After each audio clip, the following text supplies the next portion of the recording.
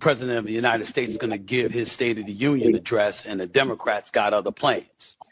So some are talking about walking out in the middle of his speech. Others are talking about boycotting it altogether and essentially finding something else to do.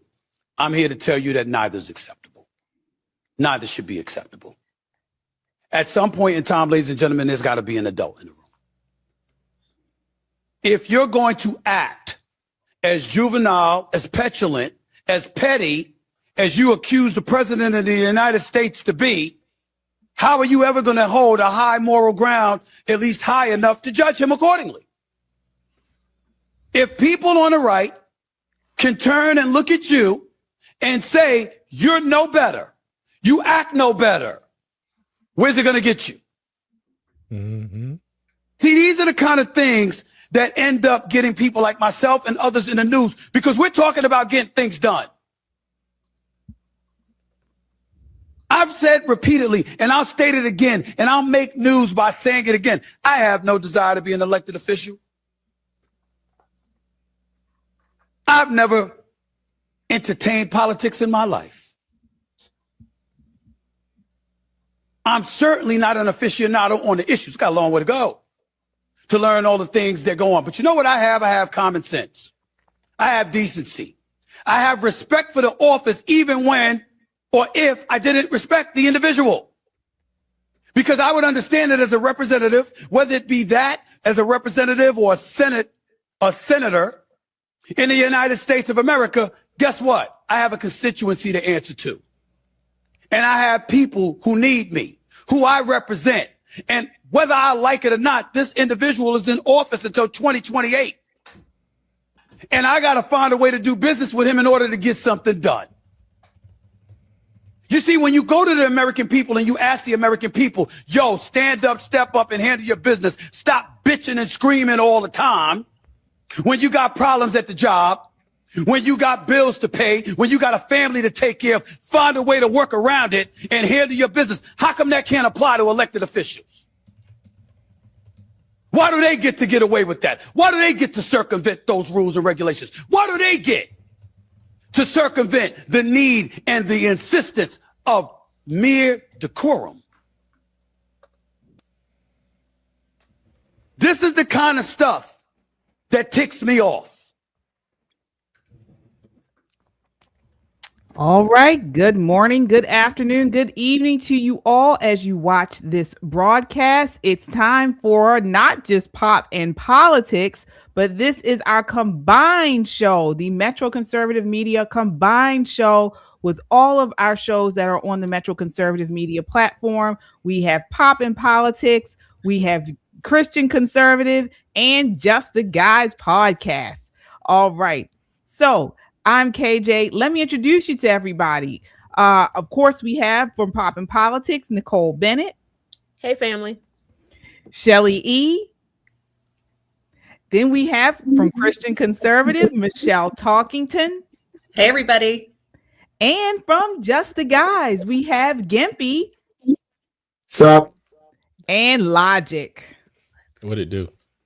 All right. So before we light this fire, folks, do your part, tap that thumbs up, smash that subscribe button, and turn on your notifications.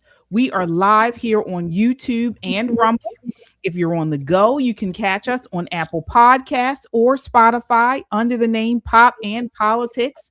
We love our chat, folks. We shout out every super chat. And tonight is a great night to do that. If you want to comment on the State of the Union, if you want to jump in the conversation, super chats are the best way to do it. So drop your thoughts, show your love, and join the conversation that the mainstream media wishes didn't exist. This is not just a podcast. This is a movement of God-fearing, truth-seeking, America-loving people that value freedom. Stand with us and subscribe so we can amplify this rallying call for freedom. All right, everybody, let's set it off. We have an exciting show tonight. Again, as I said, we are streaming the State of the Union live tonight. So you can watch. You don't have to go anywhere. You can watch it right with us starting at 9 o'clock. We are streaming it right from here. Before we get into it, though, we're going to bring you some breaking news. But before we get into all of that, I want to get you all's opinion. What are you expecting tonight in this State of the Union? I want to start off with you, Shelley. Hi, everybody. Thanks for joining us. You're right. So I wrote down basically three categories. I do want to hear about the domestic policy, of course, on the economy, the immigration, international policy. Of course, Iran is right there in the wings. Overall, I want President Trump to connect the dots. I want him to paint the picture for Americans primarily as to what's going on, why the foreign matters to the domestic. And I think he also needs to make the case for Americans, because Americans need to actually feel. They need to have a little bit more connection, at least according to the most recent polls. All right. Nicole, what are you looking for tonight? I'm looking forward to campaign Trump. That's what I'm looking forward to. So this State of the Union address could be boring. It could be promises made, promises kept, what's going on in the future. But what we need now for the midterms is for this State of the Union to be a launching point. We need rally Trump. We need the Trump that's going to be like, woo, everybody in the background hooting and hollering. That's what we need. We need an energy boost. Remember, our Speaker of the House is probably the whitest white person that ever whited in the history of whitedom, right? He's boring. Very nice man, take nothing from him, but he's not going to energize the base. Thune is the same thing, never going to energize the base. So that leaves it to Donald Trump. That leaves Trump to blow the whistle for every Republican. So yes, he'll talk about domestic policy. He's going to talk about what's coming next. He's going to talk about healthcare. Very important. He's going to talk about a lot of things, but what we need from Trump tonight is energy. We need to see Trump maybe from, let's say, September of 2025. We need September Trump to bring that energy and get people riled up. It should be great. All right. All right. Michelle, what are you looking forward to from President Trump tonight's State of the Union address? Well, I hope to see a focused president, right? Because the left will use any opportunity to take offense. So for President Trump tonight, I want him to give them less to be offended by, because he's going to be focused on everything he's done great. And I really want him to highlight what the big, beautiful bill is going to do this year, what they're going to start seeing when they get their taxes back, what's going to happen. I think they're not feeling it because it hasn't kicked in. Well, you know, the ink just barely dried, and we really need to see it happen right now. So I want him to highlight how families are going to feel that financial burden lifted. He needs to hit the younger generation on how houses are going to be more affordable. He needs to let them know, because that's really who the left is gunning for. That entire generation, they're looking at them and saying, well, this is our new target.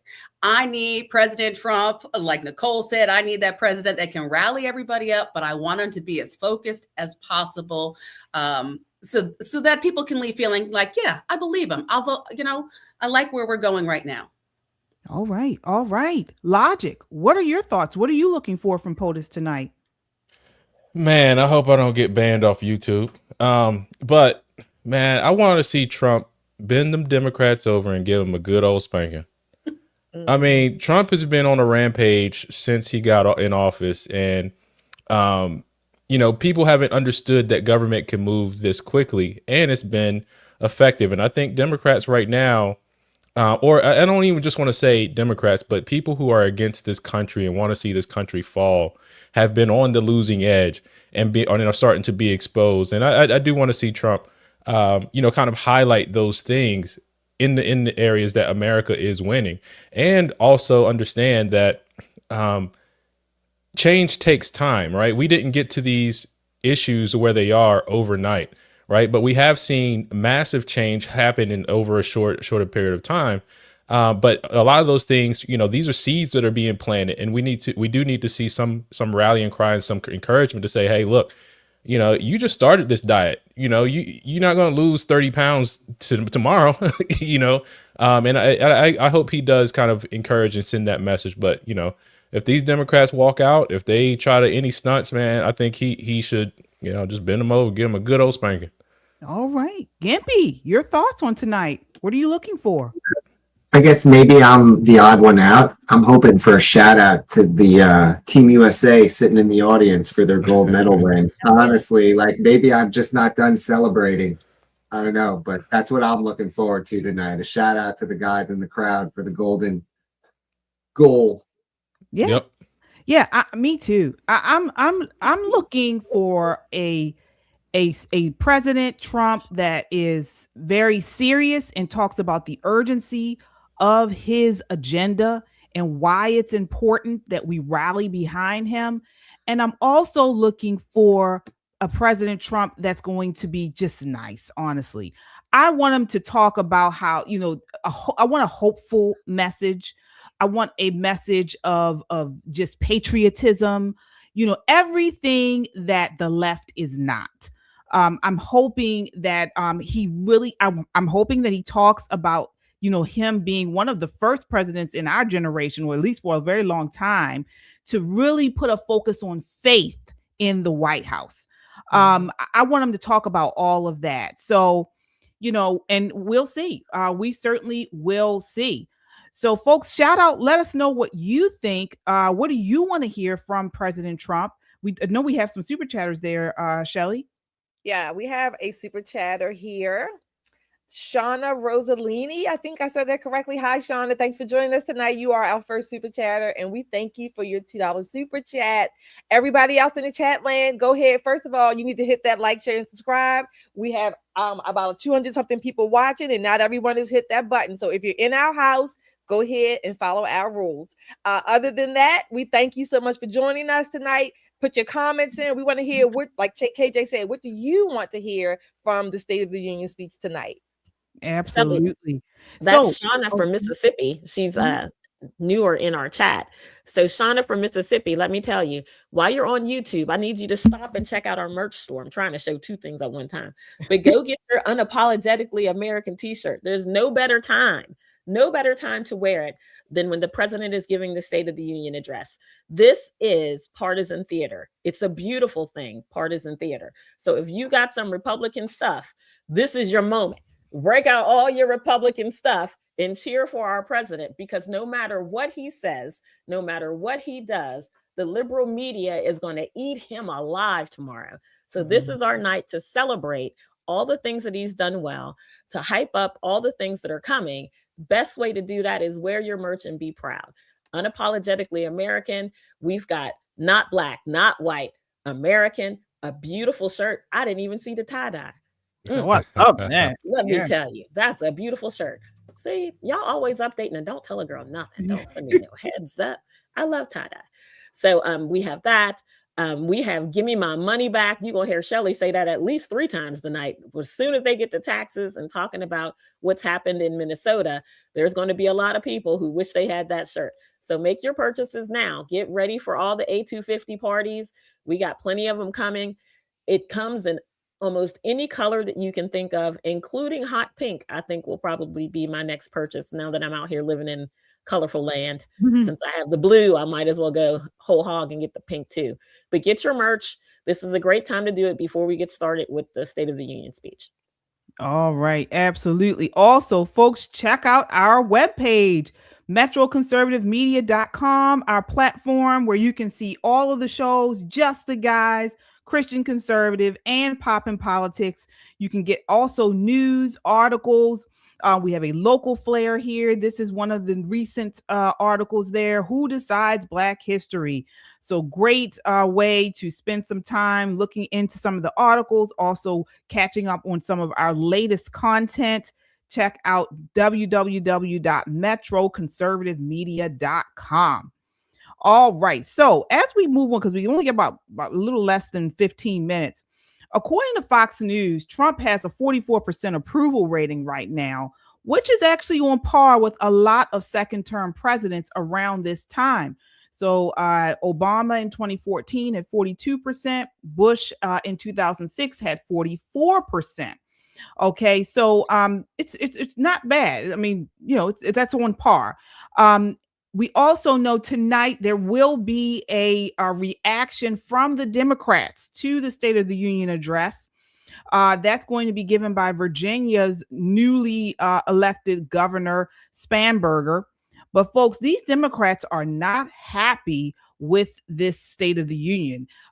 Here's a clip where Democrat Representative Angie Craig said she'd rather stick forks in her eyes than be at the State of the Union address tonight. This is clip 2. And I'll just end with this. I would rather stick forks in my eyes than be here tonight to listen to Donald Trump talk about the State of the Union. But this is the people's house, and I will not abandon the people's house. Okay. So, Nicole, I mean, we have, you heard her. There are also Democrats who are saying that they're not showing up. And then there's some who are saying they will walk out. What are your thoughts on what she said? Cowardly. Absolutely cowardly. Listen, most Congress people forget the reason why they ran in the first place. I get it. Soon as you're elected, the party is on top of you. You need to fundraise. You need to secure your seat for the next term. All of this hustle and bustle around you. And you get so caught up that you forget that when she says this is the people's house, it's not the people that she's talking about. It's not just her constituents' house. That house belongs to all of us. And she, although elected to represent just one district, represents all of the American people, all of us. So here's the thing. I'd love to give her some forks. I told her that online. Tell me what kind you want. You want gold plated? You want stainless steel? You want plastic? How do you need it? That is not someone who should ever say that they represent the American public. As an elected official, I don't have to like what the opposition says, but I do owe the American people the courtesy of listening. How will you ever robustly debate an idea if you're unwilling to hear it? Simple politics 101. Shows you where they're really coming from. So the ones who aren't going to be there, great. I wish they would have said something earlier, because then probably we could have got some tickets to attend, opened up some space for folks. I'm not counting on the Democrats to do anything other than to sit there quietly on top of their hands, as they have been instructed to by Hakeem Jeffries. This year, there should not be any signs. Al Green won't be shaking a cane at anybody. Their behavior should be much better for the ones who show up. Well, speaking of people showing up, every State of the Union address, they have guests that come to the State of the Union. Well, some of the guests, one of those guests tonight, or a group of the guests that have been invited by President Trump, is the U.S. Olympic hockey team, the men's U.S. Olympic hockey team. They have come under so much fire because they refuse to cave to the leftist mob. Take a look at this. This is clip 3. You guys excited to be going to the White House and meeting Trump? Yeah, we're excited. I mean, anytime, everything is so political. We're athletes. We're so proud to represent the U.S. And when you get the chance to go to the White House, meet the president, we're proud to be Americans, and that's so patriotic. So no matter what your views are, we're super excited to go to the White House tomorrow and just be a part of that. How do you feel about the women not going? They got busy schedules too. I mean, I know we're getting everyone's giving us backlash for all the social media stuff today, but it's so negative. People are so negative out there, and they're trying to find a reason to just put people down and make something out of almost nothing. But our relationship with them over the course of being in the Olympic Village, I think we were so tight with their group and our group after we won the gold medal. All right. So, Gimpy, I know you were excited to see them there. They had a visit with President Trump earlier today. What are your thoughts about the backlash that they've received, mostly from the left, about their patriotic response to winning the Olympic gold? Well, that's where we are in 2026. It's bad to be patriotic about America, right? I'm sorry. I'm happy to see it. That's my Jewish brother over there scoring the golden goal and elevating us to gold. Being excited to go see Trump. Why would I be unhappy? Yeah, absolutely. Another major person that's going to be there tonight is Erica Kirk. Erica Kirk is set to be there tonight. She will be a special guest to President Trump. And viral news has come out about her today. Actually, yesterday, Candace Owens is now has put out a trailer for a series that she is putting out about Erica Kirk. Basically, it's a slam series. from accusing or insinuating she had something to do with Charlie Kirk to questioning her background. This is Dan Bongino who responded to this today. This is clip 7. You go yourself, you demonic fucking scum. This just can't be what this movement is. And if it is, I just don't want any part of it. Erica didn't choose this, man. Imagine sitting there in your house and you find out from Twitter or, I don't know, a text or a phone call or that your husband was just shot in the neck for the entire world to see on social media at a public event. I can't imagine that. I know you can't either. Then you got to go through this. Then you got a bunch of absolute fucking lunatics sending her emails. You did it. Fuck you. Go fuck yourself. You demonic fucking scum.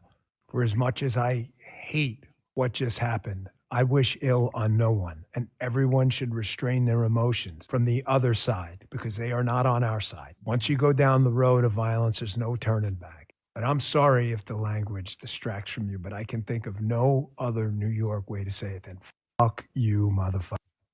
You deserve to feel the little licks of the flames of hell on every inch of your body. If there's an afterlife, oh, and I believe there is. I believe in the second creation. I don't pretend to be the judge and jury, but I know you're not in it. Wow. All right. Michelle, did Dan Bongino go too far? Or do you think he was right on about people like Candace Owens and others who have said such vile things about Charlie Kirk's widow? I mean, we've talked about this on Christian Conservative, and Dan Bongino is one of the reasons I got into politics. So no, I don't think he went too far. He said exactly what he felt, and she needs to hear that, and more people need to push back. It's not something I'm going to say, but I'm going to say that her green is showing that Jezebel spirit has taken over. It is obsessive. It's disgusting. It's vile. It is everything wrong. Shame on her. And you see that she doesn't care about not just damaging Erica. Look what she's doing to their children. Do you understand the ramifications and how she's attacking their children who just lost their father? They're going to grow up and see this. So I hope she faces one of the biggest libel lawsuits of her entire life. I hope it shuts her down when she's done with this. Yeah. Yeah. I want to get your thoughts on this, Logic. I mean, he called her demonic, called Candace Owens demonic, said what she's doing is wrong. Many people have come out more people, I should say, have come out against Candace for this so-called series. What are your thoughts?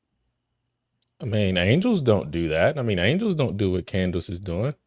I mean, I agree with him, and I jumped off the Candace bandwagon a long time ago, just because I kind of saw it coming, especially when a lot of the arguments, come from a place of emotion, but really what she is just showing that, I don't know, it's just really for attention. And she wants to prove that she was better friends with Charlie Kirk, or she wants to prove she had a better relationship with everybody than Charlie Kirk. I mean, and for what? And, granted, there may be some deep seated, hurt there, so, in the church, you call it church hurt. But it may be something deep seated hurt, because I remember that time, her and Charlie were in Philly, and that's when one of their first times they went viral, because I think some protesters or something came and were attacking them while they were at lunch or something for wearing a MAGA hat or something like that. But maybe it just goes back to then that they kind of split. But it is obviously that there is something demonic there, and I believe if you can call that out, call it out. I don't think we should shy away from saying things like that's demonic, or that's, that's an evil spirit, because you can discern that, and you can tell what's going on.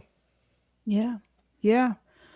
We are almost at that time, folks. Another topic that you all mentioned and that should come up tonight is illegal immigration. And so President Trump, this has really been one of the bigger or larger focuses of his presidency, of his agenda. Take a look at this next clip. 43-year-old anti-ICE mother arrested for stealing an ambulance, loading it up with gas cans and driving it into DHS office in Idaho. This is clip 4. Police identified the suspect as 43-year-old Sarah Elizabeth George of Boise.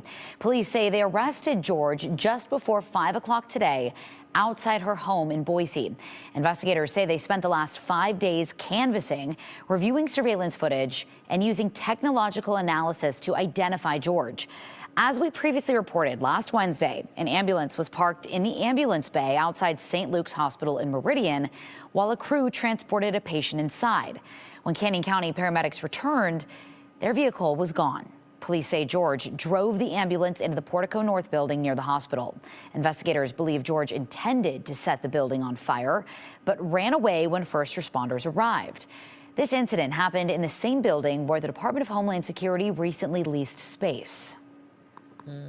I want to stress, this type of criminal behavior will not be tolerated in Meridian. This conduct is unacceptable.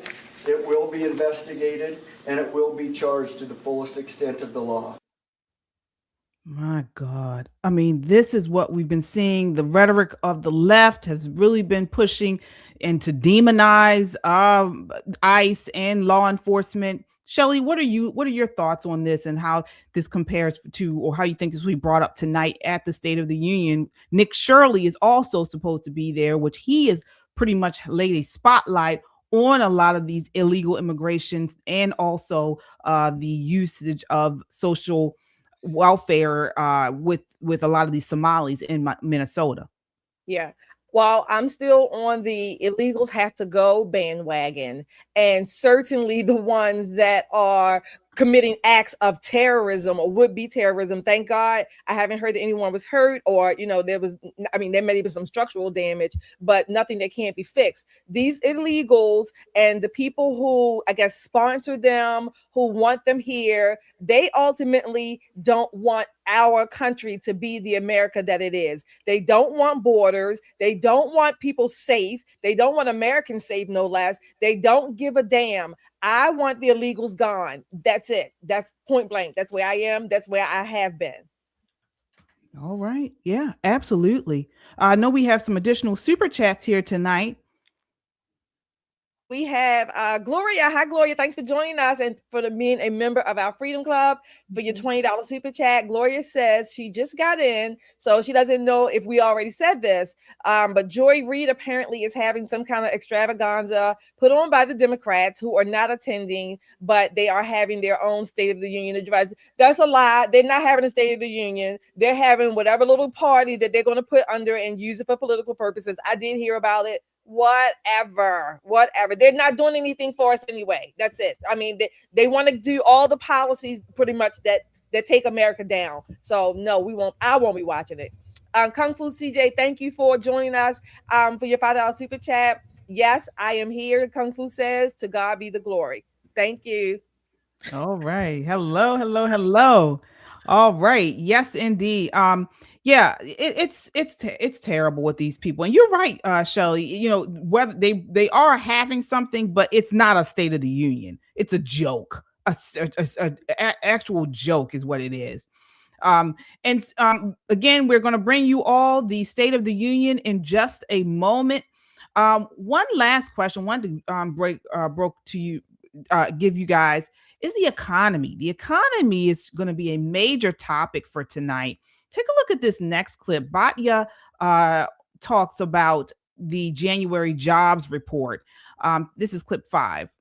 The jobs report is out and it is lit. The U.S. economy added 130,000 jobs last month. Unemployment is down and the average American's weekly paycheck is up 2% since President Trump took office, outpacing inflation by about $1,200.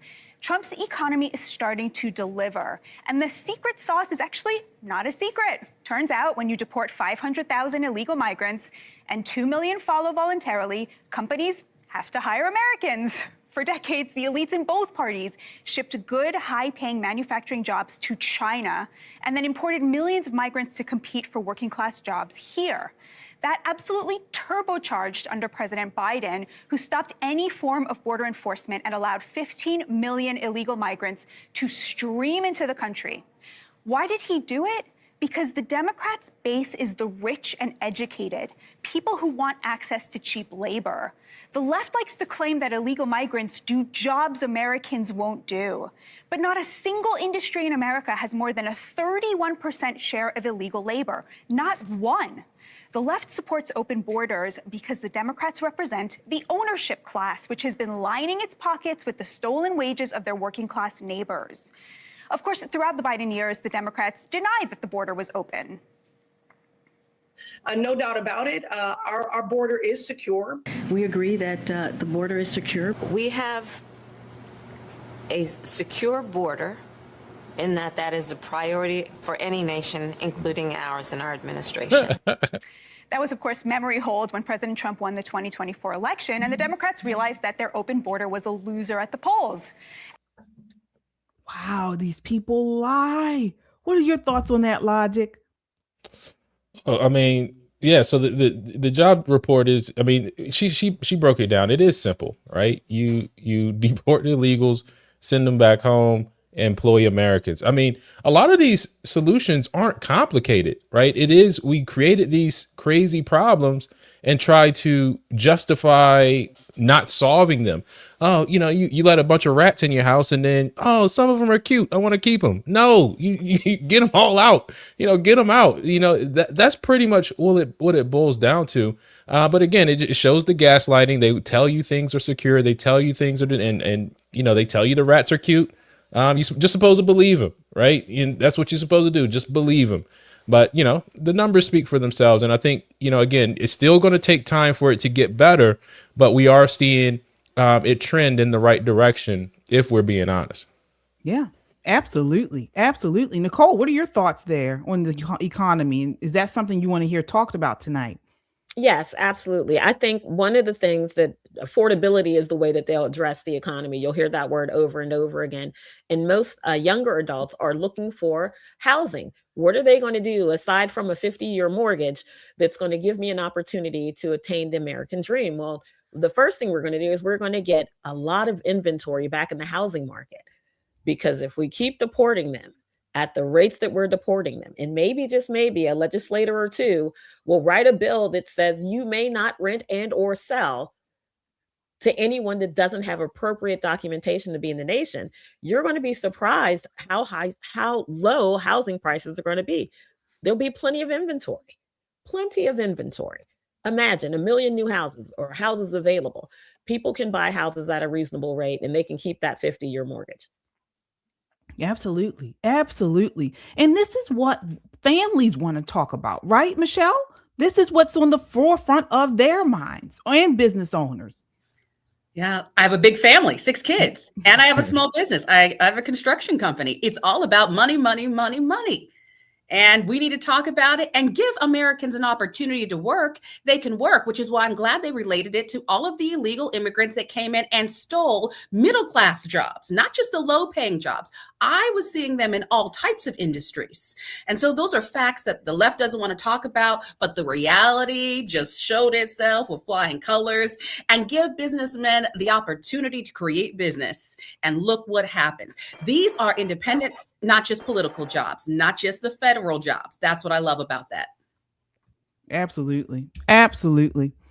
Yeah. So we have them coming in now. Looks like they're starting. People just walking in at this point. I'm sorry. I just love how they love him. I don't mean to cut you off, but I just love how when he comes in, how everybody, that must be the biggest thrill for the man, that every time he walks into the room, everyone stands up. Right. Yeah, absolutely. Yeah. There he is. So well, while these are coming in, I'm going to read these other two super chatters Yes. that came in. Kung Fu CJ, again, thank you for your $5 super chat. Hello, Pat family. I will be jumping from channel to channel. That's right, because we are streaming on all three of our platforms. Christian Conservative with KJ, and also Michelle is on that show. We have Just the Guys. We have Logic and Gimpy here from Just the Guys. And of course, us, Poppin' Politics, KJ, Nicole, and myself. We are streaming tonight on all three, so you can go to either channel. In fact, do that. Go to every channel, like, share, and subscribe. Buy your merchandise. Keep coming. Hit the notification bell. Thank you, Kung Fu CJ. He also says the Dems hate the job numbers. Thank you so much. Absolutely. Absolutely. Can I just promo the Just the Guy store real quick? Yes. So Logic worked really hard this weekend and made me an official internet celebrity by making my own t-shirt. So you guys can check it out in the comments. We have all the shops. Can you show your shirt? Yeah, it's my What's it favorite say? statement. 80% is no better than a toaster. 80% are no better than a toaster. All right. Let's go, Gimpy. Let's go. I don't know, for any of you who actually waste their time watching me on the internet will know my famous or infamous index cards of shame.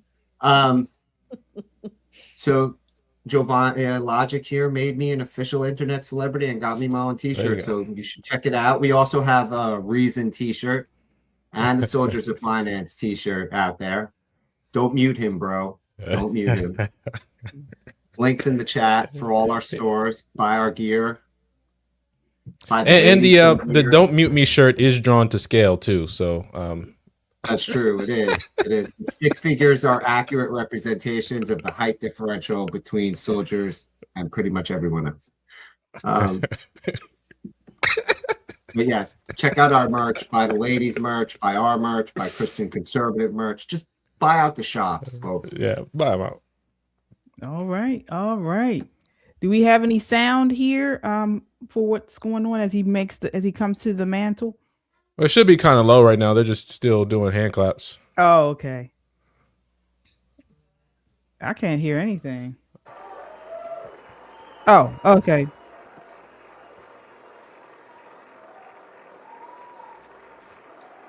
You know, one of the interesting things about the State of the Union, it is quite literally an invitation from the Speaker of the House to the President of the United States to basically come and explain itself. So when people have these quote unquote State of the Unions that don't include those two people, it's not the State of the Union address. It really is. Absolutely. You're absolutely right. Look at that profile. There's not a profile like that in politics. No, definitely. When he walks in the room, everybody stands. Is that a Brioni? Just his profile, like you mentioned, the energy he brings. Yeah. While they are applauding President Trump, I wanted to give a couple of pieces of trivia that I was looking up today about the State of the Union speeches. So first, the longest speech was given by Harry Truman in 1946, and it had over 25,000 words. So I'm anxious to see how long this one's going to be tonight. A couple of just other quick pieces of trivia. Let's see. The first prime time was Lyndon Johnson in 1965. And starting in 2010 with Justice Alito, Supreme Court justices typically skip the speech due to its partisan nature. So we'll see tonight. All right. All right. My favorite part of these speeches is when you have all these people like that stand up and that you aren't members expecting. of Congress that have the high privilege and distinct honor of presenting to you the President of the United States. You know, even we clapped when we went to the Westmore Town Hall. It's respect. Yeah, because you're respectable. Yeah. I mean,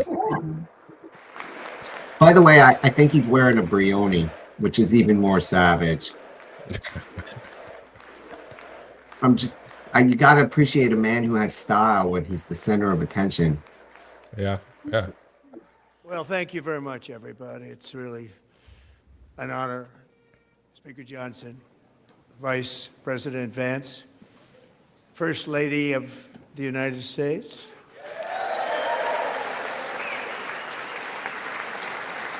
Let's see what Melania is wearing. Oh, there she is. She kept it simple. She said, "Don't play with me today." Yeah, she looks very prim. Her power suit. That's her power suit. Yeah, she looks very prim. Yeah. Second Lady of the United States. Usha. She barely looks She pregnant. wouldn't look how to dress. Pregnant. Oh yeah, she's pregnant. She barely looks pregnant. She's one of your skinny pregnant ladies. Members of Congress and my fellow Americans, our nation is back, bigger, Yes. better, richer, and stronger than ever before.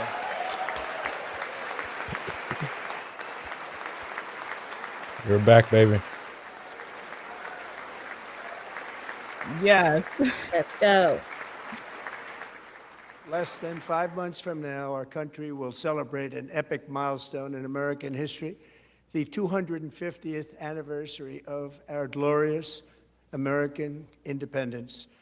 This July 4th, we will mark 2.5 centuries of liberty and triumph, progress and freedom in the most incredible and exceptional nation ever to exist on the face of the earth. And you've seen nothing yet. We're going to do better and better and better. This is the golden age of America. All right. So far, so good. I love it.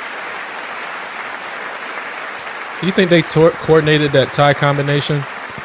You're not going to wear a white tie, but Speaker Johnson When I has on last the spoke in tan. this chamber 12 months ago, I had just inherited a I think nation that in Johnson missed crisis the memo. with a stagnant economy, inflation at record levels, a wide open border, horrendous recruitment for military and police, rampant crime at home, and wars and chaos all over the world. But tonight, after just 1 year, I can say with dignity and pride that we have achieved a transformation like no one has ever seen before, and a turnaround for the ages. It is indeed a turnaround for the ages. Absolutely.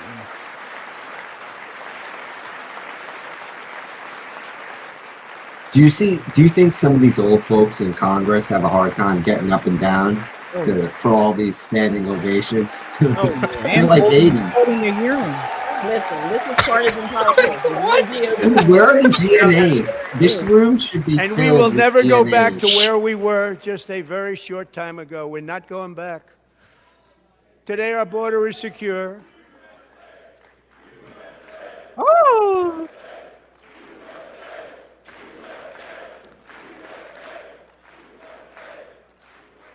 Thank you. Today, our border is secure. Our spirit is restored. Inflation is plummeting. Incomes are rising fast. The roaring economy is roaring like never before. And our enemies are scared. Our military and police are stacked. And America is respected again, perhaps like never before.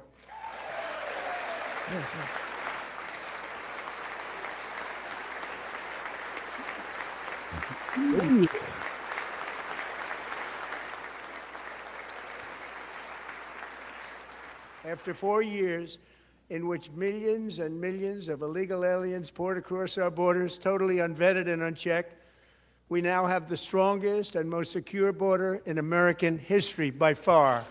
There you go. Look at the Democrats. Look at them. Look at them. How dare.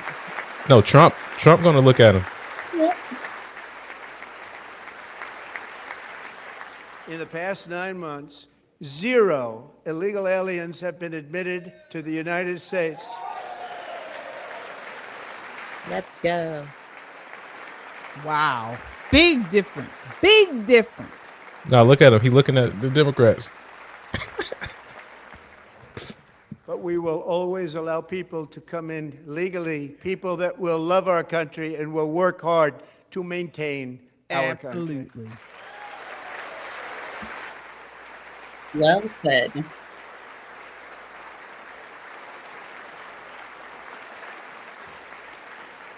The flow of deadly fentanyl across our border is down by a record 56%. in 1 year.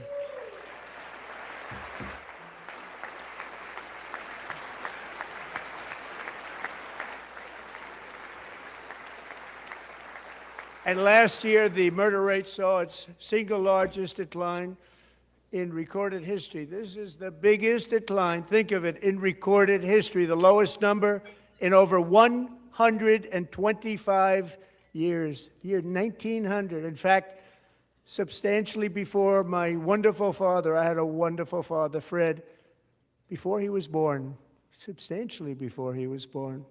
It's a long time ago. He wouldn't like me to say that, but that's a long time ago. The Biden administration and its allies in Congress gave us the worst inflation in the history of our country. But in 12 months, my administration has driven core inflation down to the lowest level in more than 5 years. And in the last 3 months of 2025, it was down to 1.7%. Wow. Woo! Wow. Dude, can I tell you, my industry loves these low inflation numbers. Loves them. Well, my industry in particular, where I work, inflation directly impacts Gasoline, interest which rates. reached a peak of over $6 a gallon in some states under my predecessor, it was quite honestly a disaster, is now below $2.30 a gallon in most states. And in some places, $1.99 a gallon. And when I visited the great state of Iowa just a few weeks ago, I even saw $1.85 a gallon for gasoline. Wow. Can you send that to Westmore? Yeah. Please. I paid $2.62. That was pretty cheap for here. I paid $2.33 today in Virginia. Rates are the lowest in 4 years. Yeah, you have to cross state lines, And buddy. the annual cost of a typical new mortgage is down almost $5,000 just since I took office. 1 year. Numbers don't lie. And low interest rates will solve the Biden-created housing problem while at the same time protecting the values of those people who already own a house that really feel rich for the first time in their lives. We want to protect those values. We want to keep those values up. We're going to do both. And we are going to keep it that way. The stock market has set 53 all-time record highs since the election. Think of that. 1 year. Wow. Boosting pensions, 401ks, and retirement accounts for the millions and millions of Americans. They're all gaining. Everybody's up, way up. In 4 long years, the last administration got less than $1 trillion in new investment in the United States. And when I say less, substantially less. In 12 months, I secured commitments for more than $18 trillion pouring in from all over the globe. So that means the stock market has had a high at least once a week since he's been reelected. Yeah. And on top of it, this investment Think of it, has secured long-term funding for 4 years for versus the country much for more the than next 10 $18 years. trillion for 1 year. What a difference a president makes. Oh, love that line. A short time ago, we were a dead country. Now we are the hottest country anywhere in the world. The hottest. Yep. Dead and stinking like Biden's pants.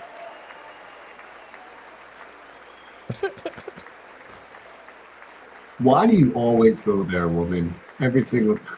Every single time. That's where you find the Democrats. Businesses are in the forming, the bowels. factories, plants, and laboratories are being They built. are. We have added 70,000 new construction jobs in just a very short period of time. It's getting bigger and bigger and stronger. That's my Nobody can trade. I believe love what it. They're watching.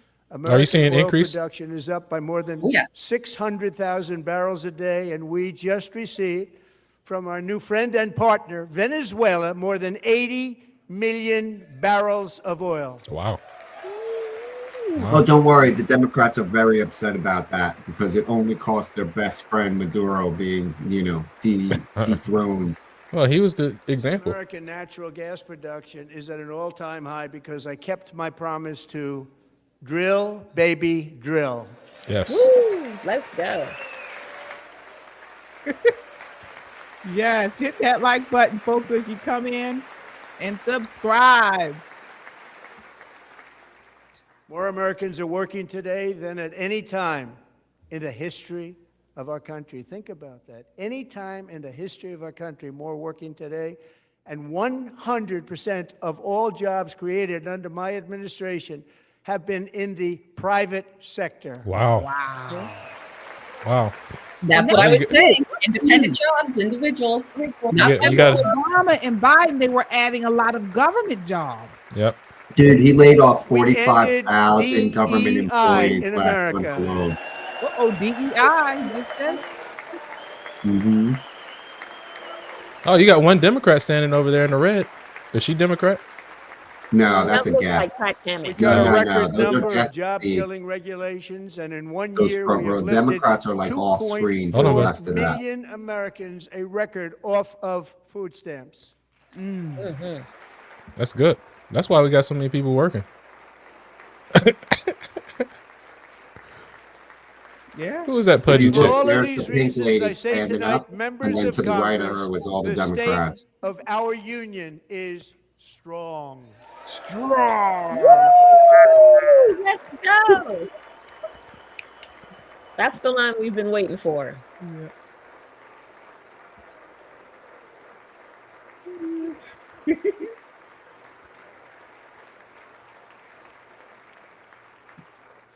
Our country is winning again. In fact, we're winning so much that we really don't know what to do about it. People are asking, He love this part. please, please, please, Mr. President, we're winning too much. We can't take it anymore. We're not used to winning in our country. Until you came along, we're just always losing, but now we're winning too much.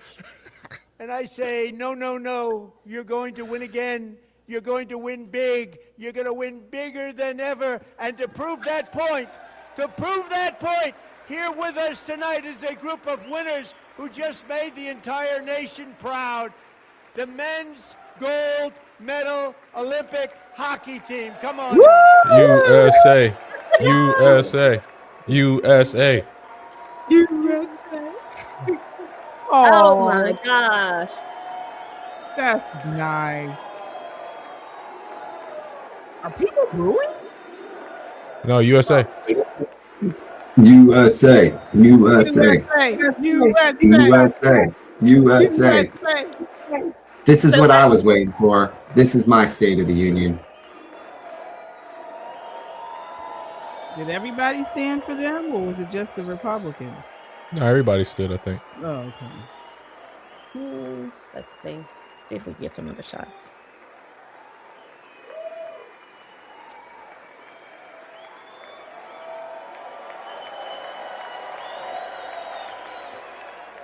Proud to be American. Yeah. Absolutely. Winning. That's what we're Yeah. talking about. Let's win. Yeah. Win Some people again. stood up, not everybody. Right. Yeah, there's a couple Democrats standing there. There we go. No, they're all standing for the most part. Pretty much. No, They Trump don't want loves to be sports, on though. Twitter. Trump loves sports, Oh, though. dude. He loves athletics, period. Remember, one of his best buds is Vince McMahon.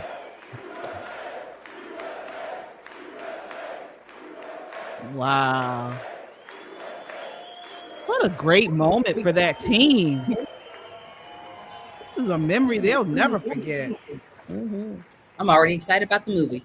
Yeah. It's the first time I've ever seen them get up. And actually, not all of them did get up. Okay, so you were right, Gimpy. Fantastic Canadian team in overtime, as everybody saw, as did the American women who will soon be coming to the White House. Oh, great.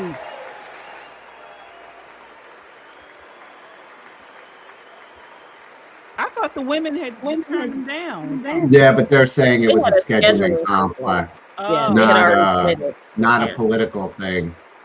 They couldn't come tonight. He said they will be coming. They're coming again. Yeah, later they were on. invited, but they had a prior commitment.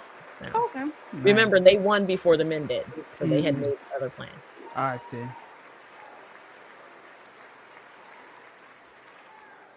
They were in the Oval Office before, and I just want to say a second very big congratulations to Team USA. But I have to say that, and I told them this, and we took a vote of the team. I said, anybody votes no, I'm not doing it. So they stood there and they weren't about to say no because I've never seen a goaltender play as well as goalie Connor Hellebuck. Oh, wow.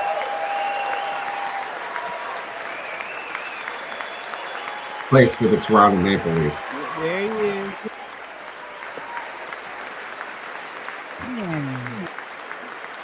The Wolves. Rep your country. Oh, that's USA fans. That's nice. Awesome. I mean, if you didn't watch the game, this kid was He had artistic in 46 that. shots on goal, and I asked him, the one shot, the one where you put your stick in the back and it hit the neck of your stick and bounced off. You practiced that, or was that a little lucky? He refused to answer that question. But I just want to tell you that the members of this great hockey squad will be very happy to hear, based on their vote and my vote, and in this case, my vote was more important, that I will soon be presenting Connor with our highest civilian honor, which we will be given, and which has been given to many athletes over the years. But when I say many, not too many, like 12, it's called the highest civilian honor in our country, the Presidential Medal of Freedom. Wow. Dude, he was fundamental. The save he's talking about with the stick is a game changer. They had an empty net, and he reaches back and catches it with the goal stick to save the game. He gave one to Tiger Woods last year during the Black History Month event. Oh, Great okay. athletes have gotten that, very great, the best, and I thought he deserved it. And I did take a vote, every single one of them. I said, I'm not giving it if anybody goes no, and every single one of them rapidly put up their hand. So I want to thank you. What a special job you did. What special champions you are. Thank you very much. Wow. I think Muhammad Ali has got one too. What I'm an remembering honor. correctly. Yeah. Especially a goalie, man. That's a tough position. Yeah. Oh, no. And he played outstanding. Everything on you know. Yeah. Not just in the game, I'm in also the pleased medal to say game, that the the whole next time the tournament. Olympic torch is lit, it will be here in America for the 2028 Olympics, and it's the summer version right in Los Angeles. We're going to do a good job in Los Angeles. Let Reason know it's 2 years from now. Oh, no. Don't ruin his thoughts on Olympics. His Olympic math. And Los Angeles is going to be safe, just like Washington, D.C. is now one of the safest cities in the country. Wow. Wow. That's saying a lot. We're right And there. this year, and I must say I got them both. I got them in my first term, and I was disappointed because I didn't think I'd be the president when this happened. But strange things took place, and now I've got them because I got the Olympics, and I got the 2026 FIFA World Cup, and I wanted to claim the 250th, but I didn't get away with that one. I couldn't claim that one for myself. But we're getting the World Cup, so we have the World Cup and the Olympics coming, and that is exciting news. It is. Yeah. Great for the nation. I don't understand what he means by he couldn't claim the 250th. What is he talking So about? this will be a year to celebrate our country and the heroes who have kept it free. Men like Buddy Taggart. At age 17, Buddy volunteered to defend America in World War II, serving in the Pacific under the great General Douglas MacArthur. He fought bravely in the famous Battle of Manila, worked so hard. He was badly wounded and almost killed by enemy machine guns in Luzon. And 81 years ago this month, he liberated the largest internment camp in the Philippines, one of the largest anywhere in the world. But he earned many honors, including a Purple Heart and a Bronze Star, came home, started a family, and tonight he is in the gallery looking forward to July 4th, 2026, his 100th birthday. Wow. Wow. Amazing. Oh, that's him. Look at him blushing. Oh, cameraman. There we go. Thank you for your service. Oh, that's him. Oh, he's standing. Is that the one standing or sitting? Standing. That is it. Looks great. Yeah. The one For sitting was 99. older than him. Could be, for all we know. That's his dad. So, buddy, you're a brave man, and we salute you. Even in times of challenge, setback, and immense heartache, the spirit of 1776 has always shone through very brightly. It was July 4th of last year when floodwaters tore through a girls' summer camp in Central Texas. One of the worst things I've ever seen. I was there, rising 26 feet in the matter of minutes, tragically claiming many, many lives. You all remember that one? As the waters threatened to sweep her away, 11-year-old Millie Kate McClelland closed her eyes and prayed to God. She thought she was going to die. Those prayers were answered when Coast Guard rescue swimmer Scott Ruskin descended from a helicopter above. Nobody knew where he came from. It was Scott's first ever rescue mission. Young guy, but very brave, very, very top, always top in his class. And he lifted not just Millie Kate, but 164 others to safety. Wow. Wow. Yep. I remember that. Yeah, amazing. Hey, they're scanning.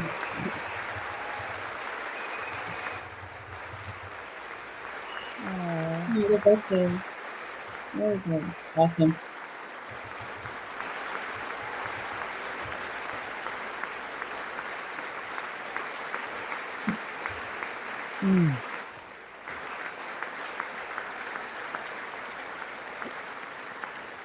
People watched Scott from a distance, and they couldn't believe what they were seeing. The winds were blowing, the rain was pouring, everything was going, and that rapid water, nobody's ever seen anything That's like crazy. it. They said, wow, that's something.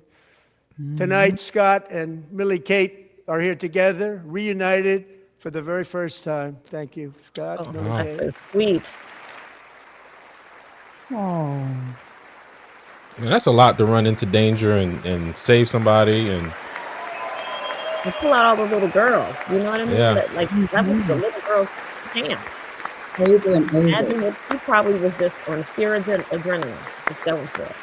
yeah.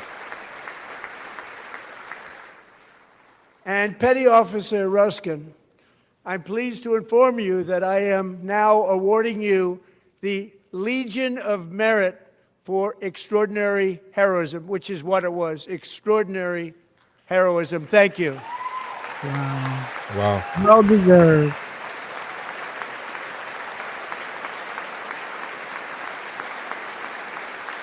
And I'd like to have the military aide to please come down and take care of the service. Military aide, thank you very much. Take care of that very important service. Thank you very much. From 1776 to today, every generation of Americans has stepped forward to defend life, liberty, and the pursuit of happiness. And they're really doing it for the next generation. But now it's our turn. Together, we're building a nation where every child has the chance to reach higher and go further, where government answers to the people, not the powerful, and where the interests of hardworking American citizens are always our first and ultimate concern. That is the debt we owe to the heroes who came before us, and that is the promise we must keep to America for our 250th year. Last year, I urged this Congress to begin the mission by passing the largest tax cuts in American history, and our Republican majorities delivered so beautifully. Thank you, Republicans. Wow. And these are real tax cuts, not the ones they pass in Maryland. So should we see something this year? Oh, we'll start to see it. Yeah. Look at your pay stubs. Look at how much you're keeping. Oh, All I got Democrats, badass every single refund one thanks of to them these voted tax cuts. against these really important and Oh, very yeah. necessary, massive tax cuts.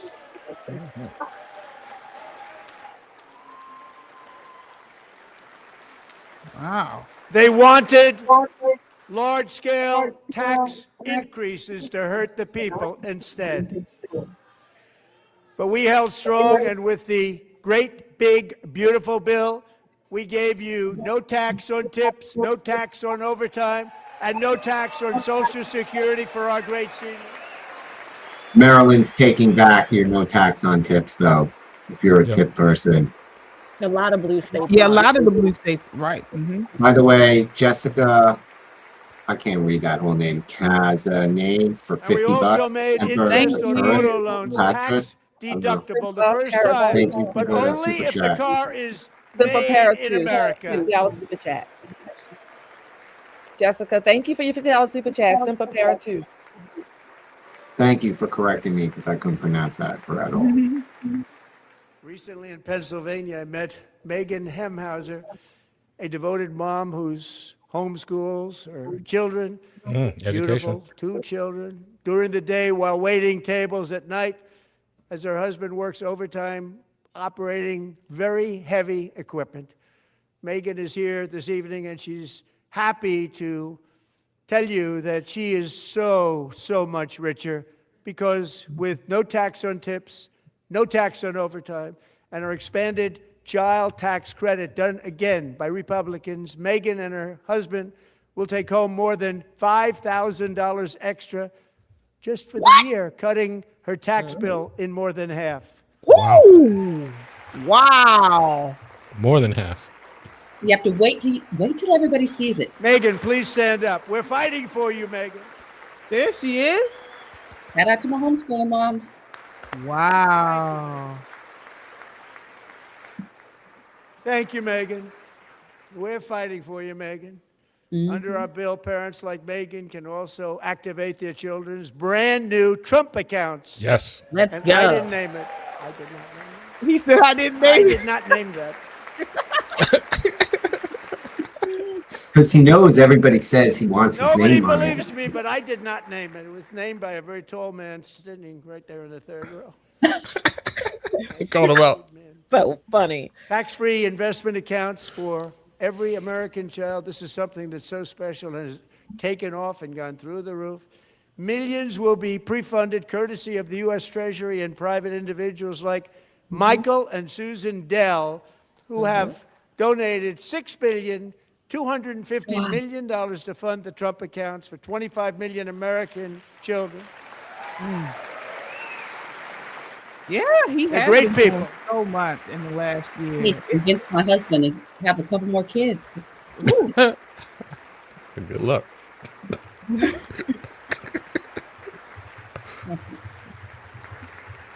You know, I asked Michael Dell, how do you make all that Agent money? He Trump said, from Maryland. well, I just sat on my dorm in school, and I made computers, and I'd sell them to people.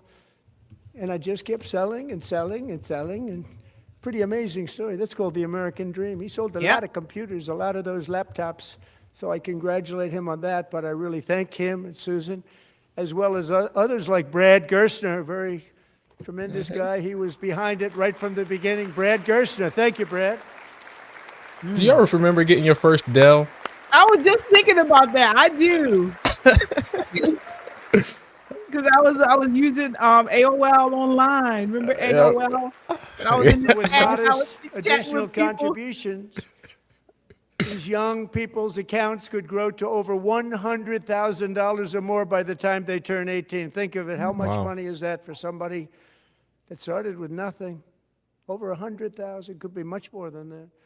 To make this investment in our children's future, go to trumpaccounts.gov. Trumpaccounts.gov. And a lot of people are doing it. That's setting every record in the book. It's popular. Yeah, They knew dial up. what it was going to take. I'm so proud of them. I'm so proud of the people that got it started.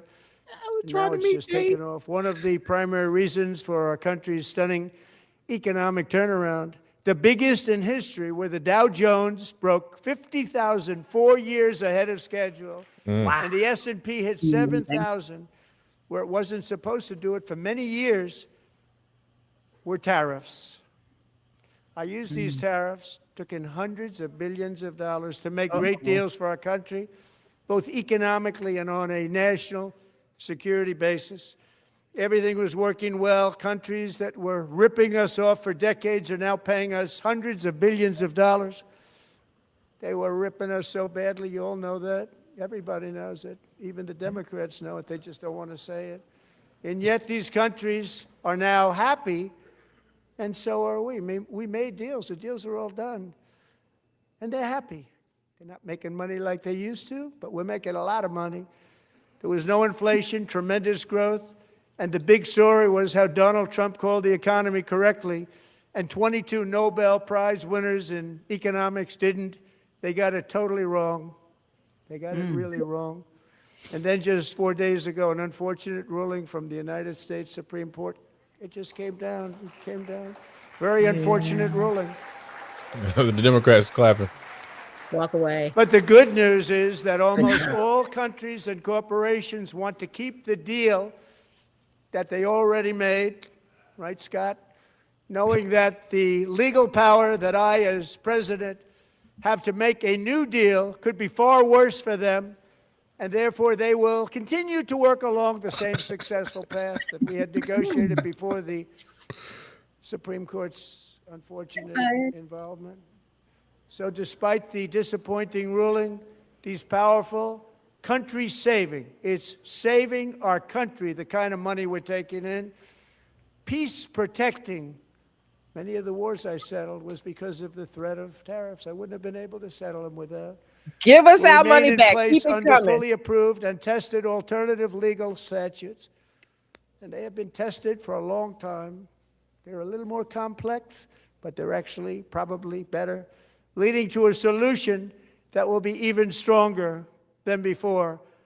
Congressional action will not be necessary. It's already time-tested and approved. And as time goes by, I believe the tariffs paid for by foreign countries will, like in the past, substantially replace the modern-day system of income tax, taking a great financial burden off the people that I love. Woo! Wow.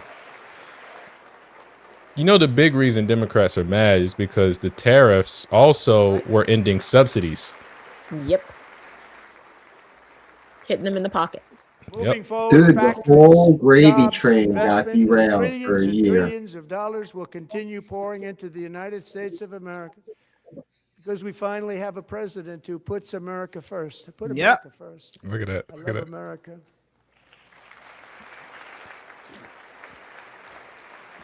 That lady in the front is loving this speech. She is. Yeah. Paint. For decades before I came along, we had the exact opposite.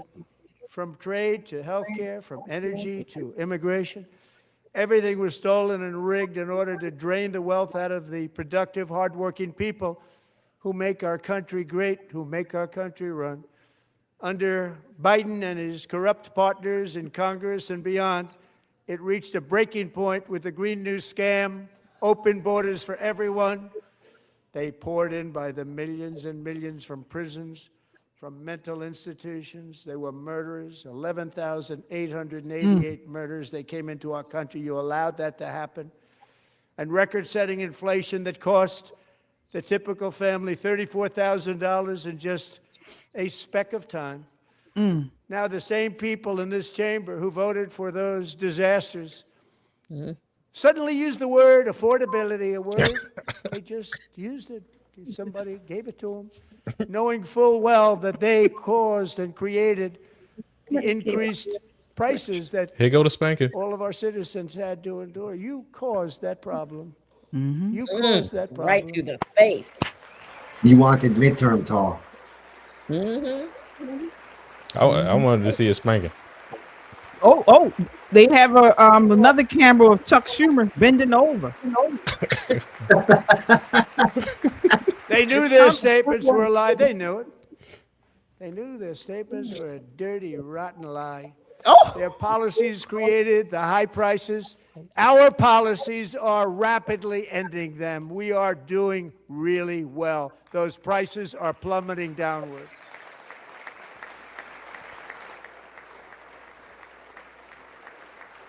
So in the rebuttal, you're going to hear a lot about The price prices. of eggs is down 60%, Madam Secretary. Thank you. The cost of chicken, butter, fruit, hotels, automobiles, rent is lower today than when I took office by a lot. And even beef, which was very high, is starting to come down significantly. Just hold on a little while. We're getting it down. And soon you will see numbers that few people would think were possible to achieve just a short time ago. Nobody can believe when they see the kind of numbers, and especially energy, when they see energy going down to numbers like that, they cannot believe it. It's like another big tax cut. I'm also confronting one of the biggest ripoffs of our times, the crushing cost of health care. By you. Since the passage of the Unaffordable Care Act, sometimes referred to as Obamacare, big insurance companies have gotten rich. It was meant for the insurance companies, not for the people. With our government giving them hundreds and hundreds of billions of dollars a year as their stock prices soared 1,000, 1,200, 1,400, and even 1,700%, like nothing else. That's why I introduced the great health care plan. I want to stop all payments to big insurance companies and instead give that money directly to the people so they can buy their own health care, which will be better health care at a much lower cost.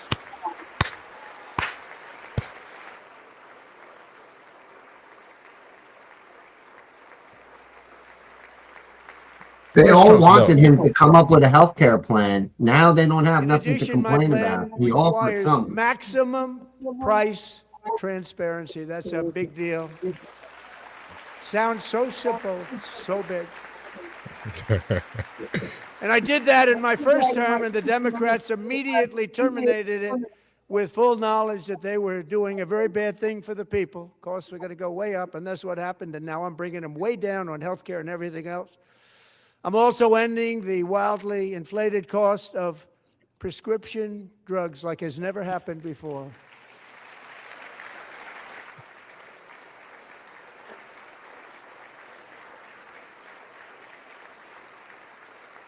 Other presidents tried to do it, but they never could. They tried.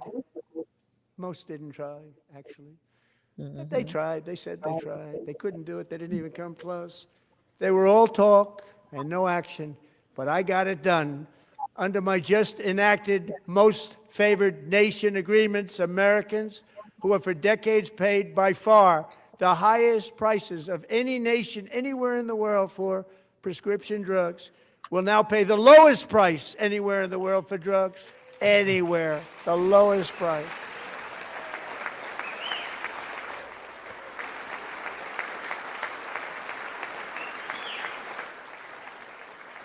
So in my first year of the second term,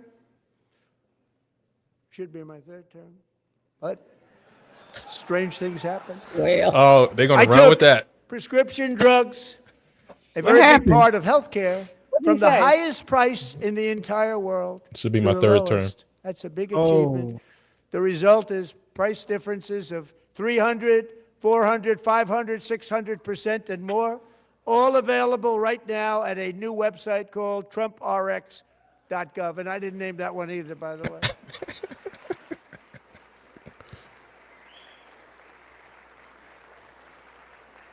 But you have to build a brand with a name Here like Trump. tonight is the very first customer ever to get that big discount, and it is big. Catherine Rayner. For 5 years, she and her husband have struggled with infertility, and they turned to IVF. One drug has been costing Catherine $4,000 to purchase. But a few weeks ago, she logged onto the Trump RX website and got that same drug that cost $4,000, got it for under $500. Wow. A reduction of much more, actually, than $3,500. Catherine, we are all praying for you, and you're going to be a great mom. Oh, that's so sweet.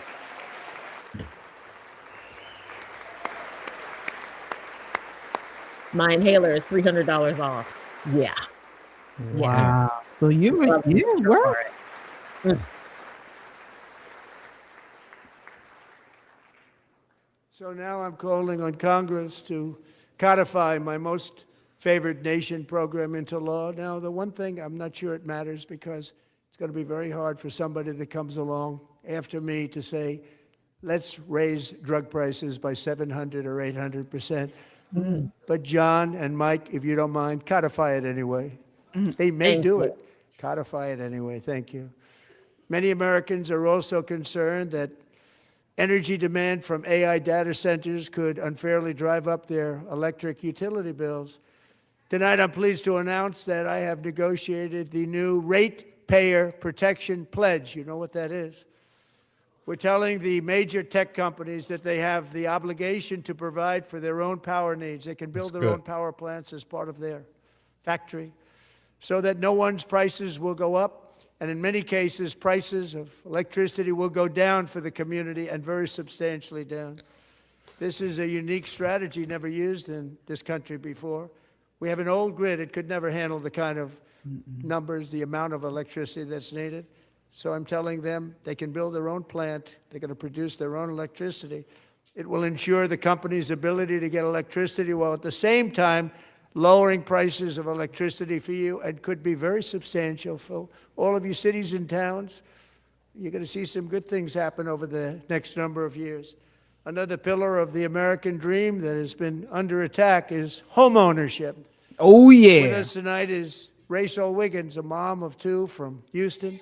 She placed bids on 20 homes and lost all of those bids to gigantic investment firms that bypassed My inspection, goodness. paid all cash, and fast. turned those houses into rentals, stealing away her American dream. She was devastated. 20 houses, though? Stories like this are why last month I signed executive order to ban large Wall Street investment firms from buying up in the thousands single-family homes. Wow.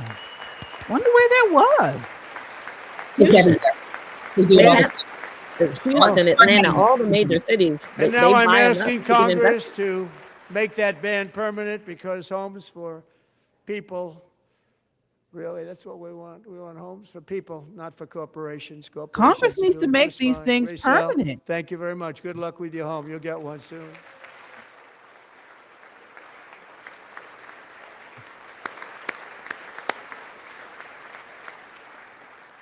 We're also working to make it easier for Americans to save for retirement. And under this administration, we will always protect Social Security and Medicare. They are not protecting it for our seniors. We will always protect Social Security, Medicare, Medicaid. Yeah, Curtis is right. For citizens, thank you. Let's do it. Since I took office, the typical 401k balance is up by at least $30,000. That's a lot of money. Wow. Millions and millions of people, because the stock market has done so well, setting all those records, your 401ks are way up. Yet half of all of working Americans still do not have access to a retirement plan with matching contributions from an employer. To remedy this gross disparity, I'm announcing that next year my administration will give these often forgotten American workers, great people, the people that built our country, access to the same type of retirement plan offered to every federal worker. We will match your contribution with up to $1,000 each year. That As we is ensure that all Americans huge. can benefit from the That rising is stock market. Let's huge. also ensure that members of Congress cannot corruptly profit from using insider information. Pelosi Act. Cha-ching, cha-ching. That is huge.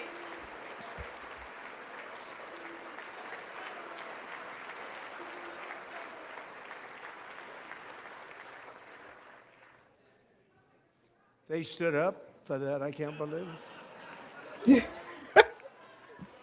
I can't believe it. Did Nancy Pelosi stand up if she was here? Doubt it. The shade. Pass the Stop Insider Trading Act without delay.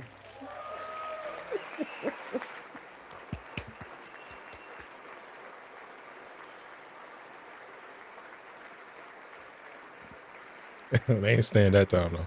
I wasn't sure if anybody even on this side was going to applaud for that. I'm very impressed. Thank you. I'm very impressed. But when it comes to the corruption that is plundering, it's plundering America. There's been no more stunning example than Minnesota. Somalia have pillaged an estimated $19 billion from the American taxpayer. Oh, we have all the information. And in actuality, the number is much higher than that.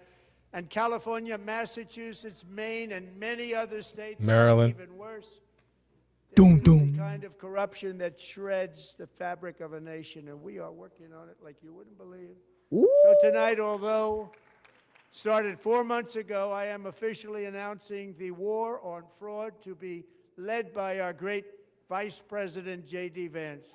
Let's go. Uh-oh. The WOF. Wolf. This is War a on fraud. Law and Order song. I know. The Wolf. War on Dun, fraud. dun, dun, dun, dun. Give me some help, give me. Fraud, we will actually have a Dun, balanced dun. budget overnight. Dun, dun, dun, dun, dun. That's the kind of money you're talking about. We'll balance our There are two sides, equally Somali important. pirates who ransacked Minnesota remind us that there are large parts of the world. They're cutting his mic. Oh, is that what it is? Not the exception. Yeah. Importing these cultures through unrestricted immigration and open borders brings those problems right here to the USA. And it is the American got people even who lower pay the now. price in higher medical bills, car insurance rates, rent, taxes, and perhaps most importantly, crime. We will take care of this problem. We're going to take care of this problem. We are not playing games. Somebody's trying to mess around with that Delilah. sound. Yeah, the sound is off. I think he stood back from the mic though. Oh.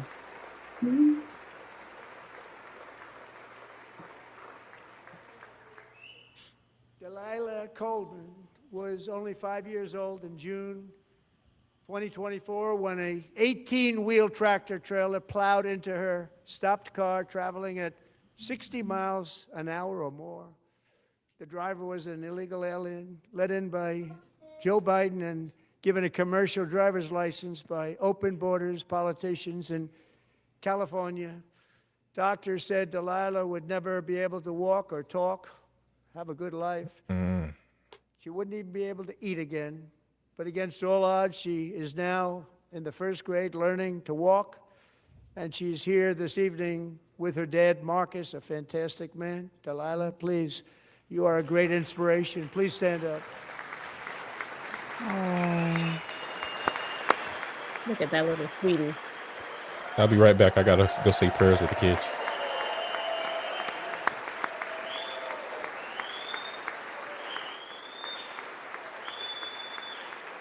Last year it was the black kid with the brain thing that wanted to be a cop.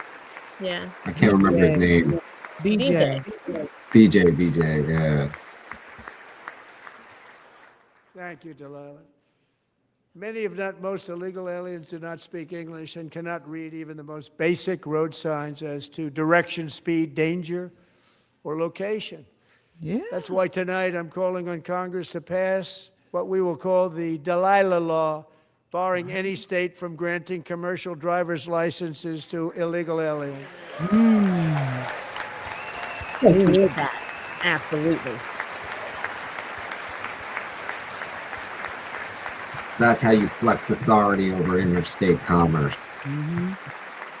And yesterday, as you probably saw at the White House, I hosted a ceremony with Americans who lost their treasured loved ones to the scourge of illegal immigration. People came into our country, how we allowed this to happen with our open borders. These are the angel moms and families that for decades our government betrayed and our media totally ignored. Yeah. It was Yep. terrible. Call them Hard out. to believe, actually.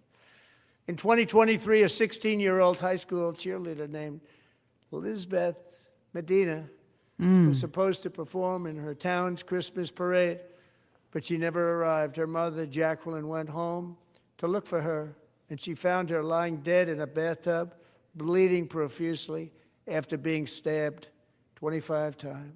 My Liz Lord. Beth's killer was a previously arrested illegal alien who had broken in and brutally extinguished the brightest light in her family's life, violently and viciously. Her heartbroken mother is in the gallery to remind everyone in this chamber exactly why we are deporting illegal alien criminals to our country at record numbers, and we're getting them the hell out of here fast. We don't want them.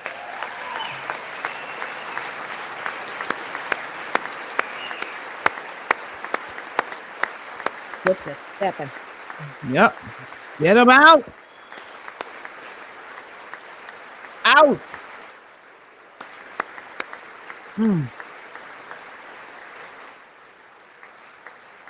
Thank you very much, Jacqueline. Thank you. We can never forget that many in this room not only allowed the border invasion to happen before I got involved, but indeed they would do it all over again if they ever had the chance. If they ever got elected, they would open up those borders to some of the worst criminals anywhere in the world. The only thing standing between Americans and a wide open border right now is President Donald J. Trump and our great Republican patriots in Congress. Thank you. Thank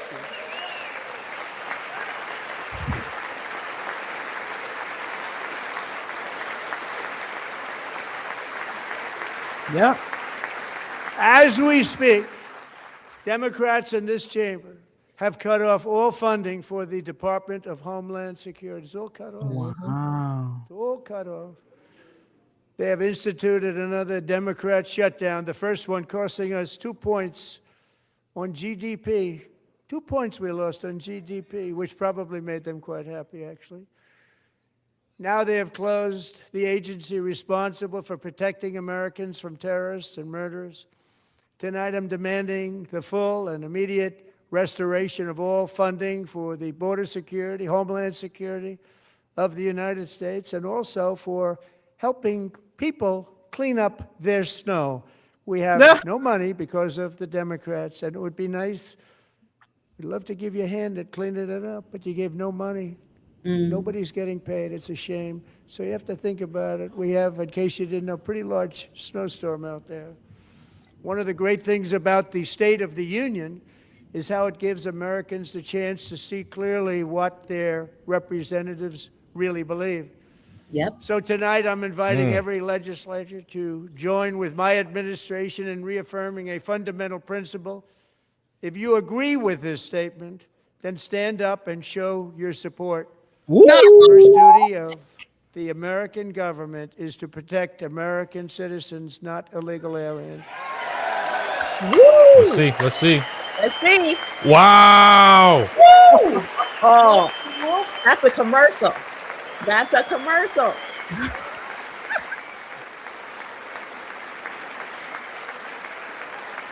Amazing. Wow. I told you, the spanking.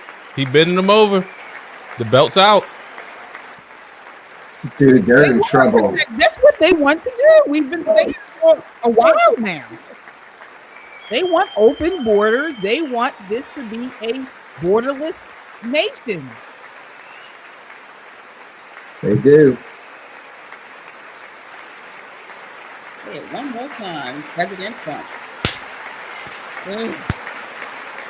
Look at them. They don't even know what to do. Wow. Oh, come on. Nobody wants to see eyebrows. Candace.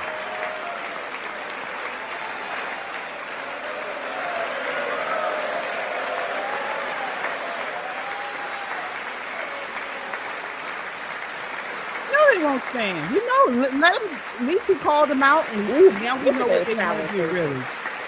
So right up front there, you see Justice Tony Barrett, and who's that? A couple of the justices right there not standing. But Well, they're I don't gonna stand for I don't anything, think I they're don't typically think. stand anyway, right? Yeah, you'll see the officers from the military, the joint chiefs, they won't stand either. I wonder if the Pennsylvania senator stood.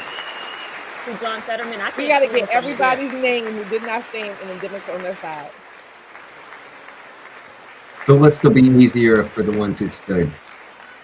Isn't that a shame? You should be ashamed of yourself, not standing Yeah. up. You should be ashamed of yourself. Yeah. That is why I'm also asking you to end deadly sanctuary cities that protect the criminals and enact serious penalties for public officials who block the removal of criminal aliens. In many cases, drug lords, murderers all over our country, they're blocking the removal of these people out of our country, and you should be ashamed of yourself. Shameful. Woo! Shameful. Let's go. Let's go. Who is that woman? Why they always use the Ring blacks the to do bell of this? shame. They always using the blacks to do this too. Using them. I mean, it was that somebody was trying to overtalk and They do it on their own. Yeah, it was one of those squad members. And perhaps most importantly, I'm asking you to approve the Save America Act. Woo!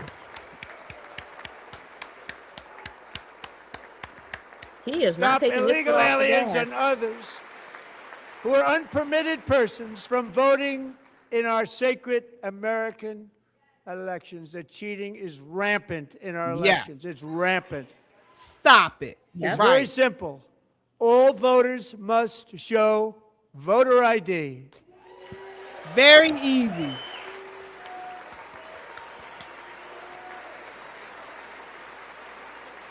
What 80% of Americans want. ask Mondani about ID. All voters must show proof of citizenship in order to vote. And to shovel snow, allegedly. Apparently, to get a paycheck, you got to have it.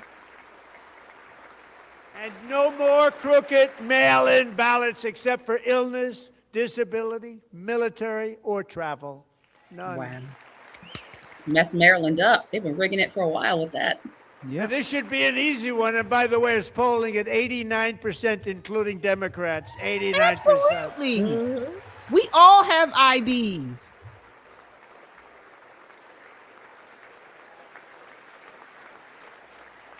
And even the new communist mayor of New York City, I think he's a nice guy, actually. Speak to him a lot. Bad policy, but nice guy. Just said they want people to shovel snow. They got hit hard. Wants them to shovel snow, but if you apply for that job, you need to show 2 original forms of ID and a social security card. Yet they don't want identification for the greatest privilege of them all, voting in America. No, it's no good. Nope. No good. No good. Republicans and Democrats overwhelmingly agree on the policy that we just enunciated. And Congress should unite and enact this common sense, country-saving legislation right now, and it should be before anything else happens. Absolutely. Yeah, Get to work, Congress. He's Get dropping to the work. mic on him right now. Do your job. He's dunking on him. He's been Yeah. dunking on him a good 6-7 minutes now. Yeah, he has. Dude, he doesn't care anymore. He has nothing to lose. He'll say whatever is on his mind at this point. Love it, love it, love it, Mr. President. This is Why would fantastic. anybody not want voter ID? One reason, because they want to cheat. There's only one reason. They make up all excuses. They say it's racist. They come up with things you almost say, what imagination they have. They want to cheat. They have cheated. And their policy is so bad that the only way they can get elected is to cheat. And we're going to stop it. We have to stop it, John. Let's go, Mr. Yep. President. And Let's folks, go. you see right now we are a panel of all minorities. Even the GIMP. He's Jewish. And We're here all is one more minorities. opportunity to show common sense in government. And we agree. In the gallery America. tonight are Sage Blair and her mother, Michelle. In 2021, Sage was 14 when school officials in Virginia sought to socially transition her to a new gender, treating her as a boy and hiding it from her parents. Hard to believe, isn't it? Before long, a confused Sage ran away from home after she was found in a horrific situation in Maryland. A left-wing judge refused to return Sage to her parents because they did not immediately state that their daughter was their son. Sage was thrown into an all-boys state home and suffered terribly for a long time. But today, all of that is behind them because Sage is a proud and wonderful young woman with a full-ride scholarship to Liberty University. Wow. Sage and Michelle, please stand up.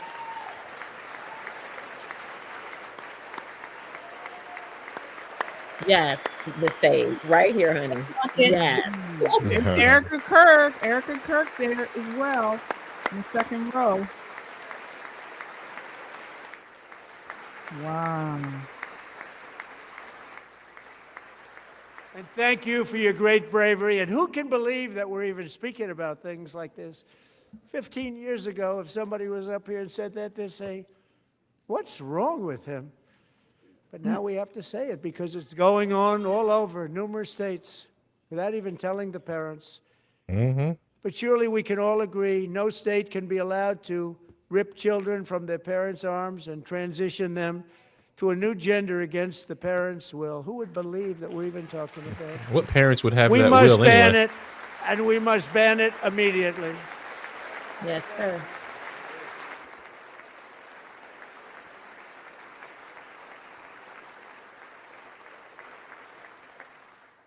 Look, nobody stands up. These people are crazy. I'm telling you. They're crazy. Yeah, they're not going to stand up for trans stuff. God. I told you. Yo, I told you he's bent him over with the belt. Boy, oh boy. We're lucky we have a country. With people like this, He's going off script. Democrats are destroying our country, but we've stopped it just in the nick of time, didn't we? Huh? Yeah.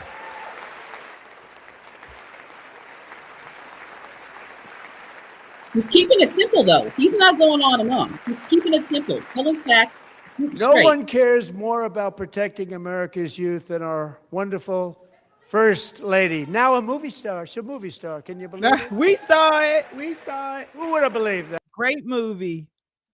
Great movie. Oh, there she is. Oh, we lost the sound.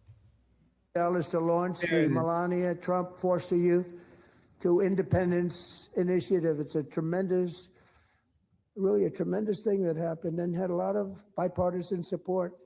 She gets much better bipartisan support than I do. I get none. She gets a lot. Someday you're going to have to tell me how you did that.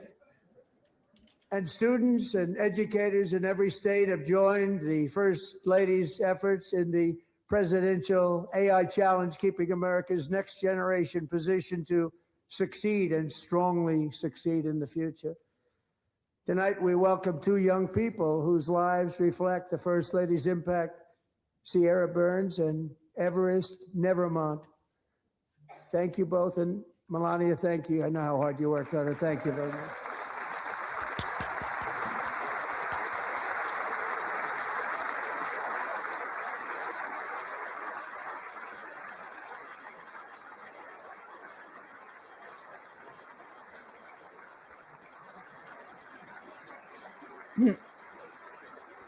Oh, look at them all there. I'm very proud to say that during my time in office, both the first 4 years and in particular this last year, there has been a tremendous renewal in religion, faith, There we Christianity, go. and belief in God. Tremendous renewal. Checking all the boxes.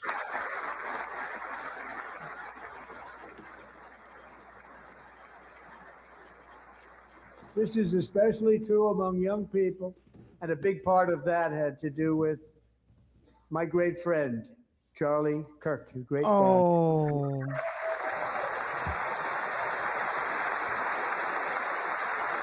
There she is.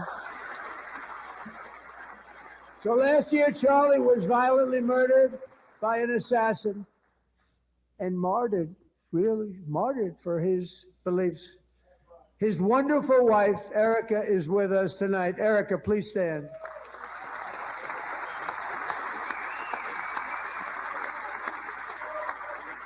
You heard, oh, you were talking about it. That Candace Owens thing is crazy. Are they saying Charlie? Yeah, they're saying Charlie. Yeah. Thank you, Erica.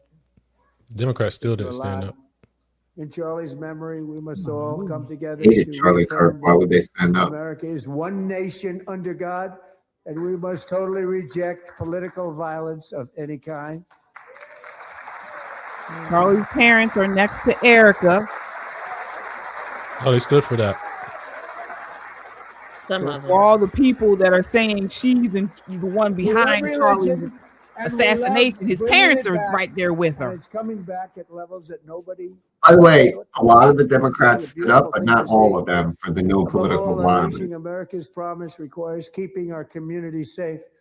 We have made incredible strides, yet dangerous repeat offenders continue to be released by pro-crime Democrat politicians again and again.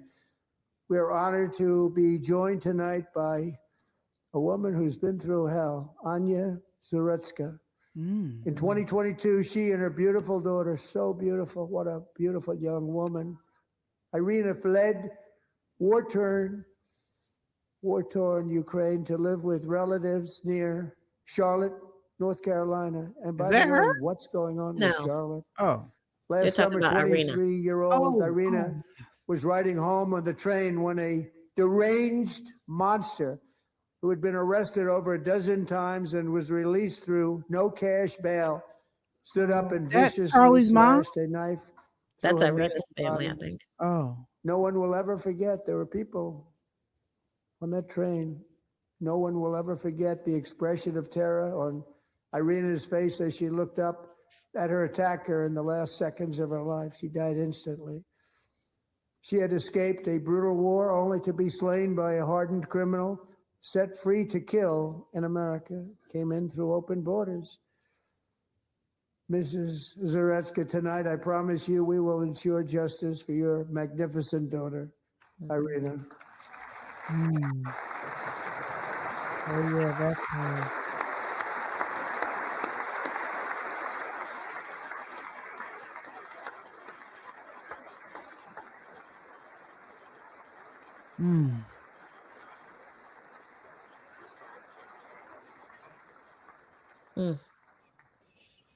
How do you not stand? How do you not stand? I'm asking this Congress to pass tough legislation to ensure that violent and dangerous repeat offenders are put behind bars, and importantly, that they stay there. That part, Mr. President.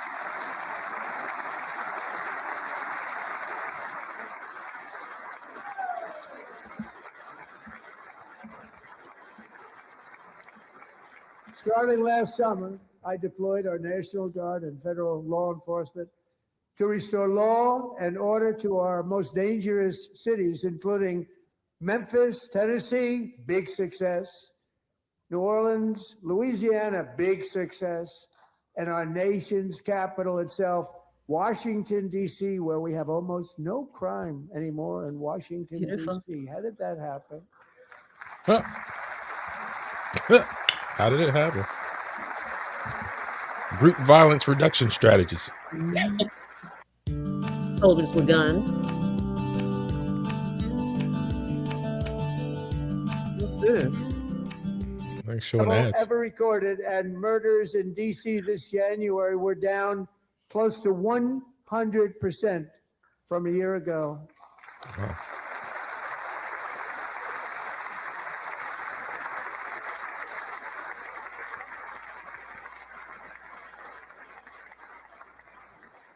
They don't like to hear that. One of the sick people, one of the brave service members who helped achieve this stunning turnaround was 20-year-old West Virginia Army National Guard Specialist Sarah Beckstrom. After a 4-month deployment, she voluntarily extended her service, and her rank was going to be lifted. She was doing so well. They were so proud of her. But the very next day, she was on patrol near the White House when she was ambushed and shot in the head by a terrorist monster from Afghanistan. Shouldn't have been in our country. And all because she wore the uniform of our nation, she was shot. He traveled here because he didn't like people wearing our uniform. He was sick and deranged, shouldn't have been in our country. Sarah Beckstrom died in order to defend our capital, and we are honored to be joined by her wonderful parents, Gary and Eva Lee. Your daughter was a true American patriot, and she will be greatly missed. She was a great person. I saw reports on her that never seen anything like her.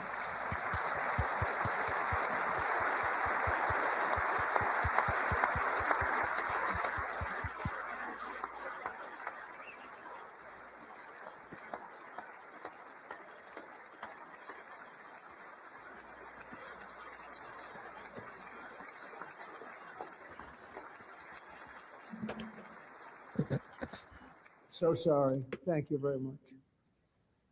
A great young lady. I saw reports that were like, perfect. She's perfect. Serving alongside Sarah that day was Staff Sergeant Andrew Wolf. The terrorist shot Andrew in the head, and no one thought he could possibly make it. The two of them, Sarah and Andrew, both shot violently in the head. Neither was expected to make it. They weren't even given a chance, except his wonderful mother, named Melody, who I spoke to the same night. And she was so positive. The doctors thought that Andrew was gone. But his mother said, no, Mr. President, Andrew will be fine. He's going to make it. I've never seen anything like it. I mean, he was given almost no chance. She said, I have no doubt, sir, he's going to be okay. This was a conversation that I had with her that night. Mother's Her faith. son laying helplessly in bed, blood all over.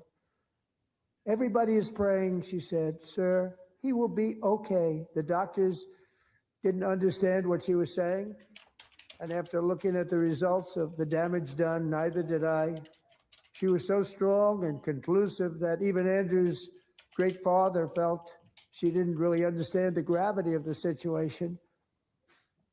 But she turned out to be right. Right, Melanie? She turned out to be right. Praise God. That faith. It's amazing to see how he finds stories that are so important, like people that are necessary for us to know about.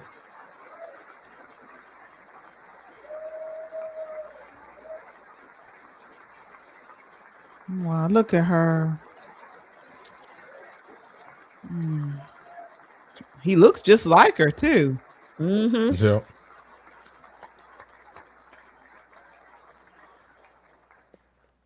Amazing, actually. I said, where does this woman come from? She's the most positive person I've ever met. With God's help, Andrew has battled back from the edge of death, and we're talking about the edge of death, on his way to a miraculous recovery. He's got a little work to do, but he's doing great. Nice to see you. He's a good-looking guy.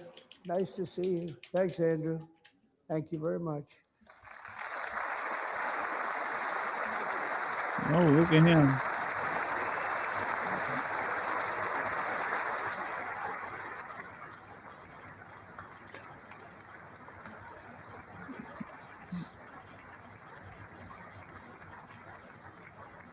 So Andrew, while you're up, now I'm going to ask a highly respected General James Seward to present Staff Sergeant Andrew Wolf and the great family of Sarah Beckstrom with the award created by our late great President George Washington himself. It's called the Purple Heart.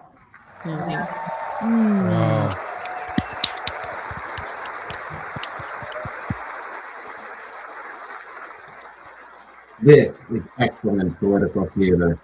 This is a show. My heartstrings are officially pulled. Oh, 100%. No. I'm loving it. I'm not mocking. I'm saying, like, wow, Purple Heart.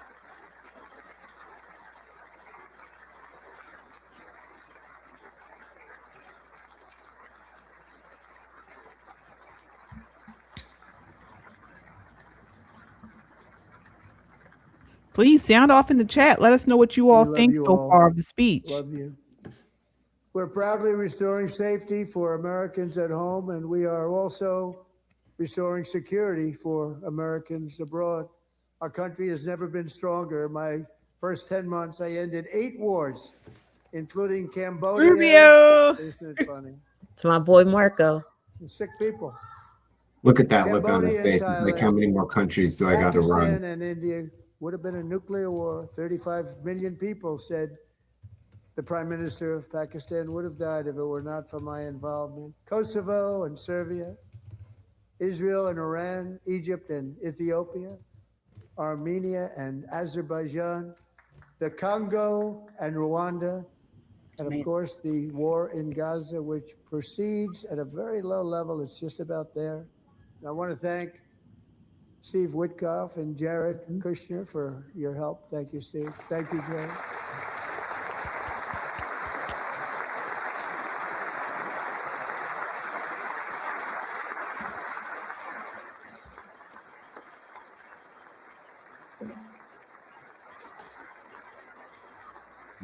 My people run the And I world. also want to thank the man they report to, Secretary of State Marco Rubio. Thank you. Marco Rubio. Let's go, Marco. Let's And that is go. actually the man who runs most of the world. No job too big or too small for Marco. Yeah, no country I can't run while being Secretary of State. People like you. Dude, I vote for him for You know, next Marco president. got 100% of the votes when he was in confirmation. I think our next one was about I love it. 54%. And some of the Democrats are now saying, I can't believe we approved that guy. And he said it's an honor that they feel that way, right, Marco? You have done a great job, great Secretary of State. I think he'll go down as the best ever. Wow. Who's that?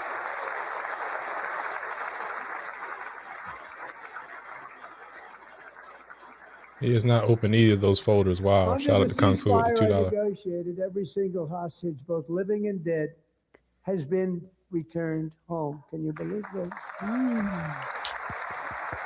Yeah.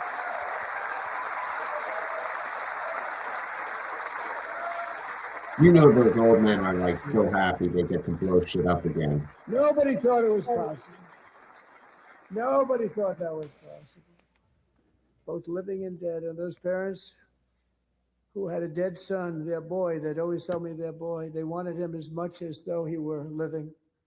That was an amazing period of time. And they came back, and when we got all of the living hostages back, and many, many before them, but I always said those last 20 are going to be very tough, but we got many, many more, hundreds. But I said those last 20 are going to be tough. We got them back, but we only got back 14 or 15 of the dead of the 28. And believe it or not, Hamas worked along with Israel, and they dug and they dug and they dug. It's a tough thing to do, going through bodies all over, passing up 100 bodies sometimes for each one that they found. Tough job. And they finally got it back to 27. And then Steve and Jared, they got it back to 28. They found all 28. Nobody thought that was possible, but we did it. And I remember the family of the 28th. They were so grieved, but they were so happy as it's possible to be. They had their boy back. The mother said, "Sir, we have our boy back." What a period of time that was, but we got them all back. So thank you both very much. Great job. Wow.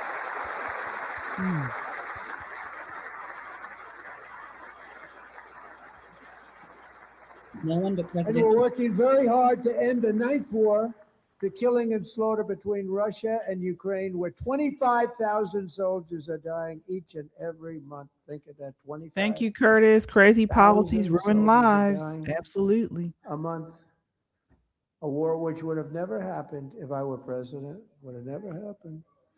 As president, I will make peace wherever I can, but I will never hesitate to confront threats to America wherever we must. That's why in a breakthrough operation last June, the United States military obliterated Iran's nuclear weapons program with an attack on Iranian soil known as Operation Midnight Hammer. Let's go, Pete. Man, y'all not. You got to go back to the White House stream, man, because Trump is giving them the business. What do you They're mean? doing too many close-ups on these Decades, it people. had been the policy of the United States never to allow Iran to obtain a nuclear weapon. Many decades. Since they seized control of that proud nation 47 years ago, the regime and its murderous proxies have spread nothing but terrorism and death and hate. They've killed and maimed thousands of American service members and hundreds of thousands and even millions of people with what's called roadside bombs. They were the kings of the roadside bomb. And we took out Soleimani. I did that during my first term. Had a huge impact. He was the father of the roadside bomb.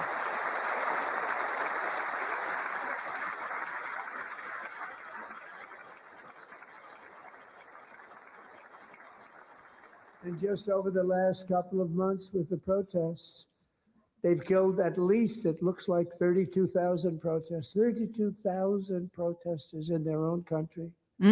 Wow. They shot them and hung them. We stopped them from hanging a lot of them with the threat of serious violence. But this is But they'll try and convince you I ran on good terrible people.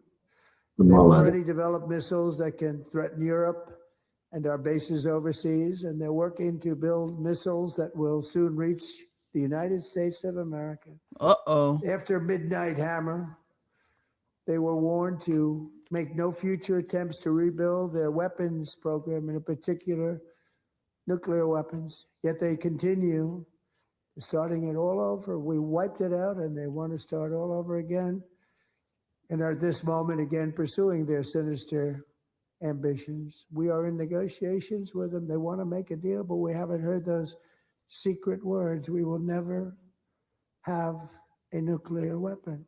Woo! My preference.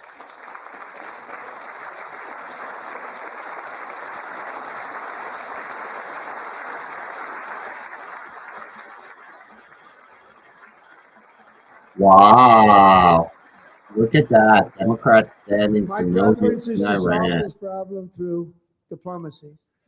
But one thing is certain, I will never allow the world's #1 sponsor of terror, which they are by far, to have a nuclear weapon. Can't let that happen. Can't let it.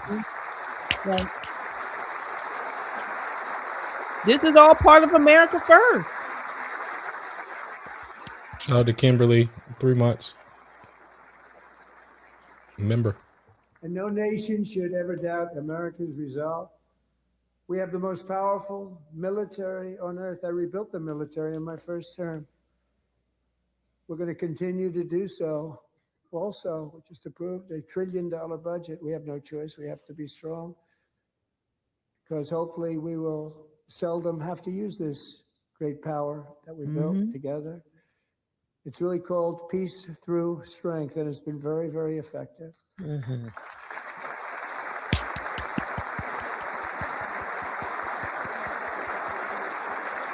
Yep. So thanks to Republican in Congress, we're investing that record number of dollars, have no choice, in the United States Armed Forces. Also creating a lot of jobs, but we're not even doing it for that reason. Because as I said, we have more jobs, more people working today than ever before in the history of our country.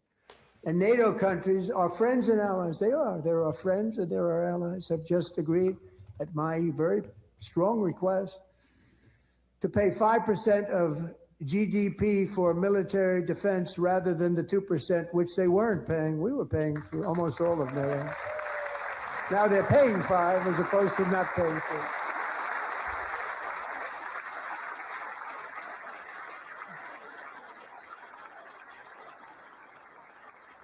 And getting that 5% was something which everyone said would never be done, could not happen. We got it really easily. One meeting.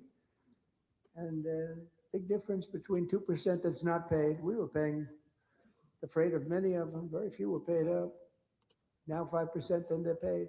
Oh, she look We at send her. over to Ukraine is sent through NATO, and they pay us in full. She woke. They pay So us. do you think that aid is a registered The GNA? branch of our armed forces is getting direct for recruitment, which is so exciting.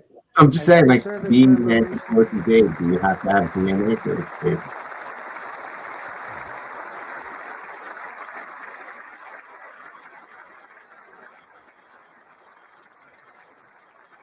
And every service member That's will be a dividend of 1,776. Past my bedtime. He said 1,700 as if it was that man's age.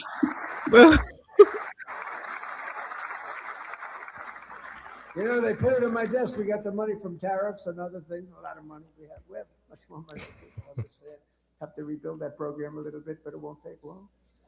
But we got the money, and it was $1,775, and they wanted my approval. And I said, "What's the number?" $1,775. I said, "Wait a minute. For $1 more, we can have 1,776. It's going to." I said, "We're going to figure that." I never asked anybody if we could afford it. $1 more. I said 1,776, and I said, "That's good." And I'll tell you what, our military. That was 4 months ago. Our military. I never see a person in the military that doesn't thank me for it. So we're honored to do it. They deserve it. And we call it 1776. It was great.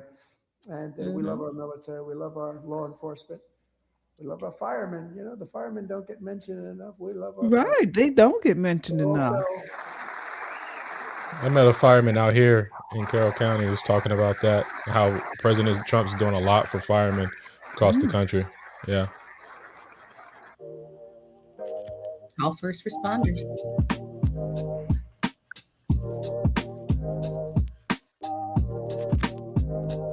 Ensuring American security and dominance in the Western Hemisphere, acting to secure our national interests and defend our country from violence, drugs, terrorism, and foreign interference. For years, large swaths of territory in our region, including large parts of Mexico, really large parts of Mexico. My gosh, you guys saw what happened in Mexico Drug recently. Cartels. That's why I designated these cartels as foreign terrorist organizations, and I declared illicit fentanyl as a weapon of mass destruction. All right. Yeah.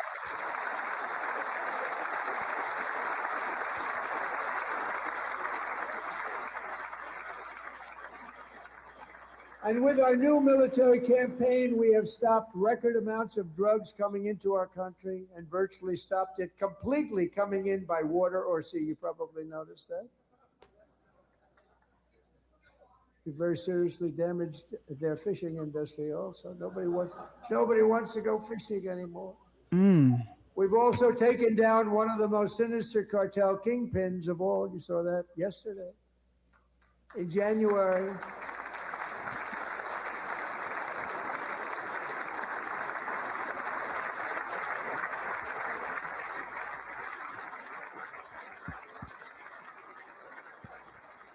It's funny to see some of them peel off for things that all of them should be standing for. feats of military competence and power in world history. No one's seen anything like it. Foreign leaders, I won't tell you who, called me and they said, very impressive. They couldn't believe. They all watched. They saw what happened. The different fighting force that we had years ago when we fought to tie. You know, it's a great fighting force. I'm so proud of it. Look at Space Force. Space Force is my baby. Wow. My baby is becoming so important.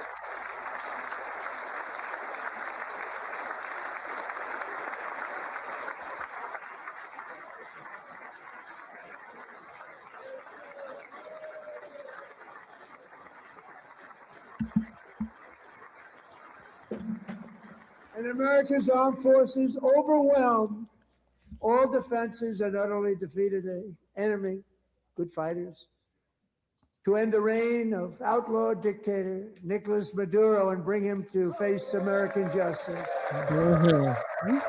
Yeah. Oh, the cameraman stood up. Photographer. And this was an absolutely colossal victory for the security of the United States, and it also opens up a bright new beginning for the people of Venezuela. We're working closely with the new president of Venezuela, Delcy Rodriguez, to unleash extraordinary economic gains for both of our countries and to bring new hope to those who have suffered so terribly. They really did suffer. With us tonight is Alejandro Gonzalez. She grew up in a tight-knit Venezuelan family and was especially close to her beloved uncle Enrique. But after Enrique ran for office and opposed Maduro, he was kidnapped by Maduro's security forces and thrown into the regime's really infamous prison in Caracas. Wow. Alejandro feared she would never see her uncle again. She feared for her own life also. But since the raid, we have worked with the new leadership, and they have ordered the closure of that vile prison and released hundreds of political prisoners already, with more to come. Alejandro, I'm pleased to inform you that not only has your uncle been released, but he is here tonight. We brought him with you in person. Enrique, please come down. Wow. I feel like you turned the State of the Union into a campaign stop. I like the combo. I love it. Great showmanship. Surprise. This moment. Amazing. Oh. Wow. An award show, a reunion show. It's everything. Yeah.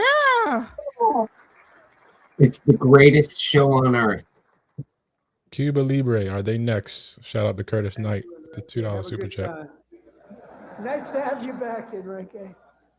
I love There were many Monroe heroes on Doctrine. that I love January it. raid to capture Maduro. Really great heroes. It was very dangerous. They knew we were coming. They were all set. But the deeds of one warrior that night will live forever in the eternal chronicles of military valor. Chief Warrant Officer 5, Eric Slover, planned the mission and was the flight lead in the cockpit of the first helicopter, a big, beautiful, powerful helicopter, massive Chinook, carrying, as you can imagine, many, many American warfighters. Wearing the dog tags, his wife Amy had blessed with holy water before he left. She knew it was going to be a rough one.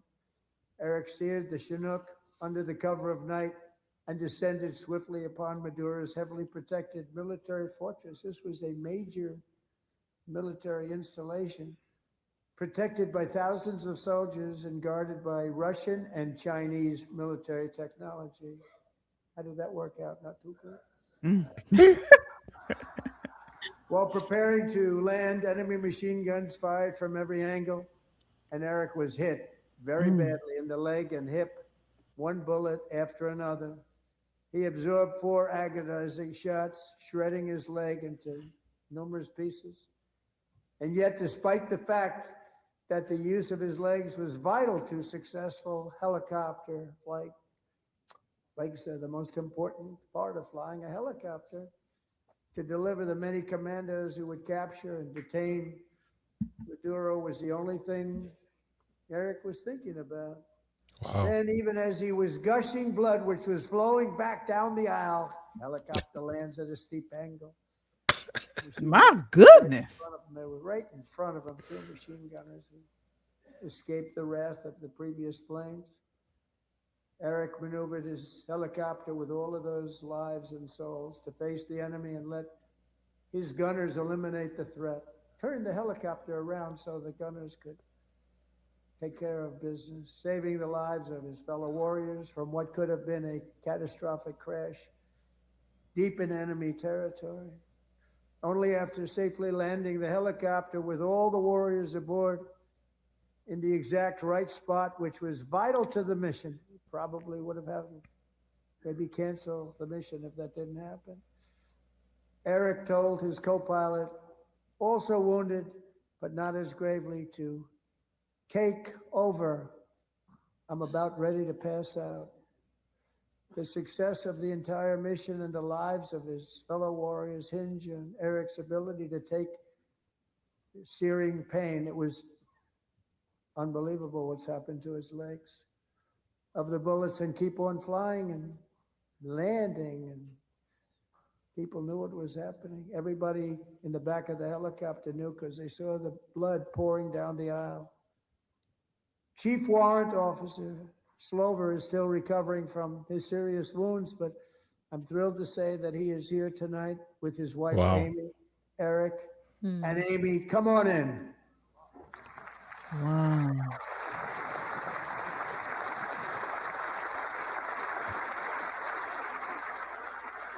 Survivor. My gosh. I mean, this is like a movie. You hear this type of stuff in movies. Yeah. But these people are living it real life. Dude, this is the greatest show on earth tonight. You're witnessing American exceptionalism. The other countries are crying. I want to do that.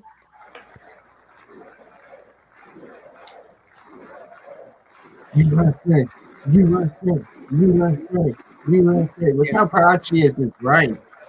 That woman is super proud of her husband. Yes, she is. So we have a surprise. Uh-oh.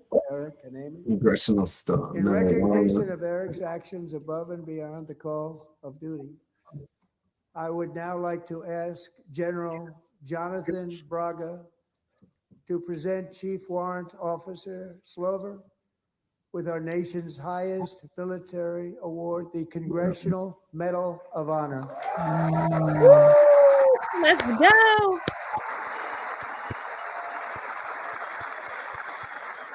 Wow. Dang, bro. That's crazy. That's a different type of dude. He does look like Captain America. Dude, those are our war fighters, man. That's what you want to see, bro. Mm-hmm. That's a different type of dude.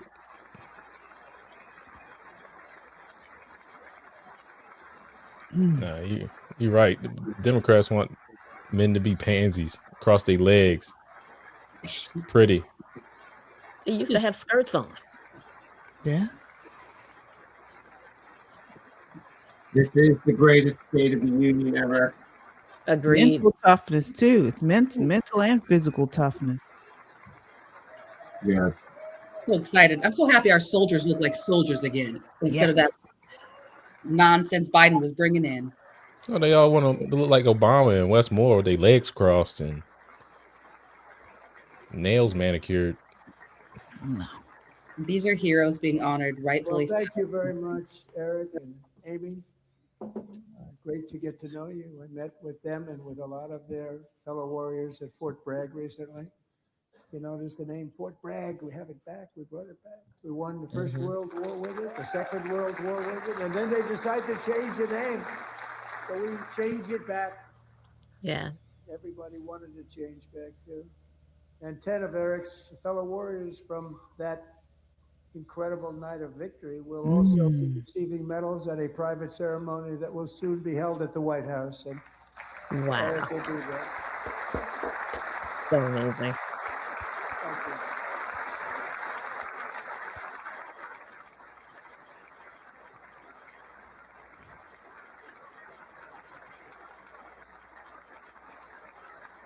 you. We get some Democrats to stand up on that one, though.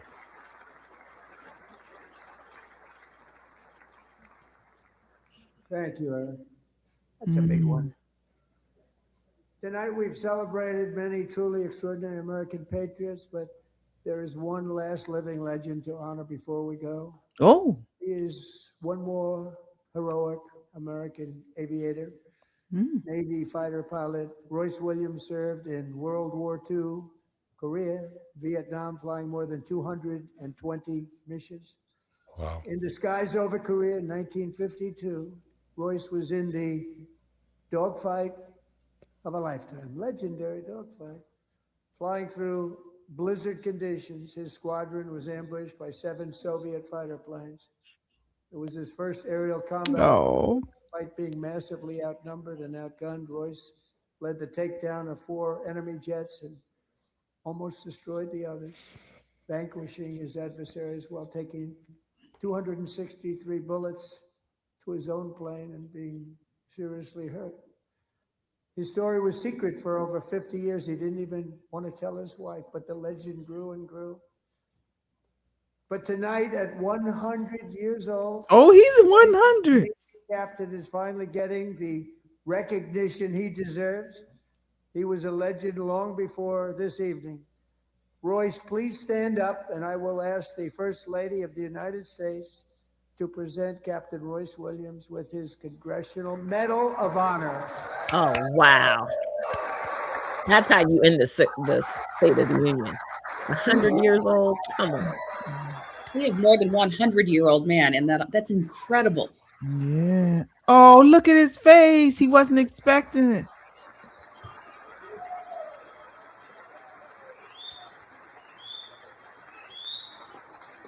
There we go. Oh, There that's we go. happy. That's a They're happy trying man. to salute. Incredible.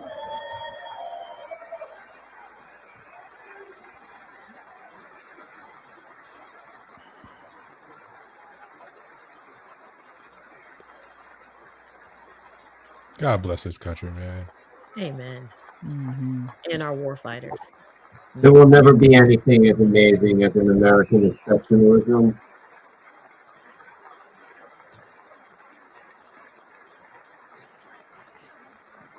These guys don't get enough credit. Incredible.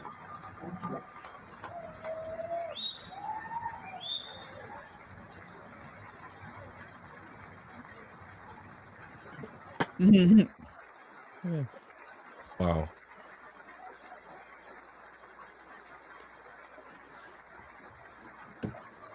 Y'all saying God bless his little heart. Like, man, this dude fought in missions and wars, brothers. There wouldn't be America without men like this guy. Right. His little There'd heart. be no country without guys like him.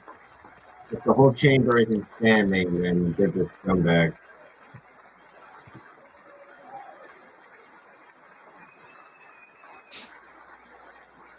Shout out to Green Yeah. Candy with the $2 super chat. I'm messing with you, Allie.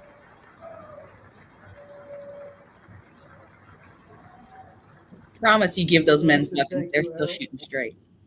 I've always wanted the Congressional Medal of Honor, but I was informed I'm not allowed to give it to myself, and I wouldn't know why I'd be taking it. But if they ever open up that law, I will be there with you someday.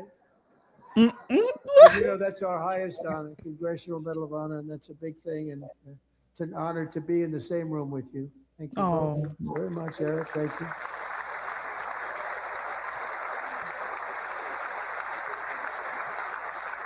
I really don't like Speaker Johnson's side. I'm sorry, I can't keep not saying that. No. I think they coordinated. 250 It's years awful. is a long time in the life of a nation, but in another sense, it's really a mere moment in the eye of history. Two of the gentlemen we met in the gallery this evening took their first breaths 1 century ago, 100 years before that, on July 4th, 1826, the author of the Declaration of Independence, brilliant, Thomas Jefferson, drew his last breath. Just a single long human lifespan separates the giants who declared and won our independence from the heroes who stand among us tonight. Everything our nation has done, everything we have achieved, has been the work of those few great lifetimes. In those brief chapters, Americans built this nation from 13 humble colonies into the pinnacle of human civilization and human freedom, the strongest, wealthiest, most powerful, most successful nation in all of history. Americans ventured out across the daunting and dangerous continent. We carved paths through an unforgiving wilderness, settled a boundless frontier, and tamed the beautiful but very, very dangerous Wild West. From empty marshes and wide open plains, we raised up the world's greatest cities to get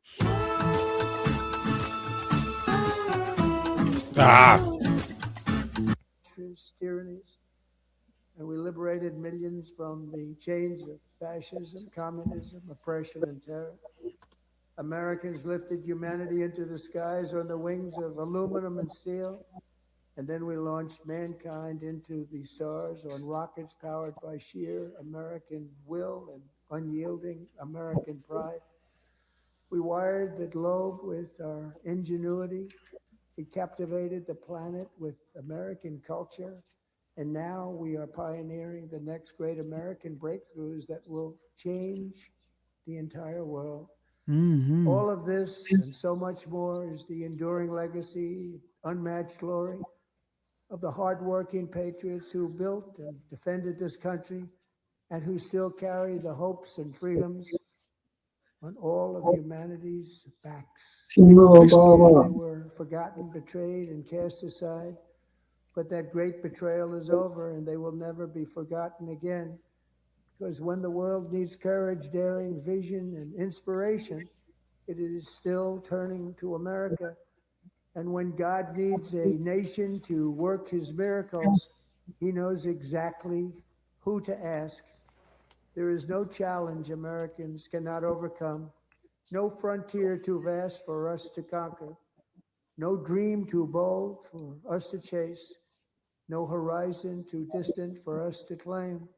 For our destiny is written by the hand of providence, and these first 250 years were just the beginning. From the rugged border towns of Texas to the heartland villages of Michigan, from the sun-kissed shores of Florida to the endless fields of the Dakotas, and from the historic streets of Philadelphia to right here in our nation's capital, Washington, D.C., the golden age of America is upon us. The revolution that began in 1776 has not ended. It still continues because the flame of liberty and independence still burns in the heart of every American patriot. And our future will be bigger, better, brighter, bolder, and more glorious than ever before. Thank you, God bless you, and God bless America. Yes, indeed. God bless America. The feed cut? I don't know.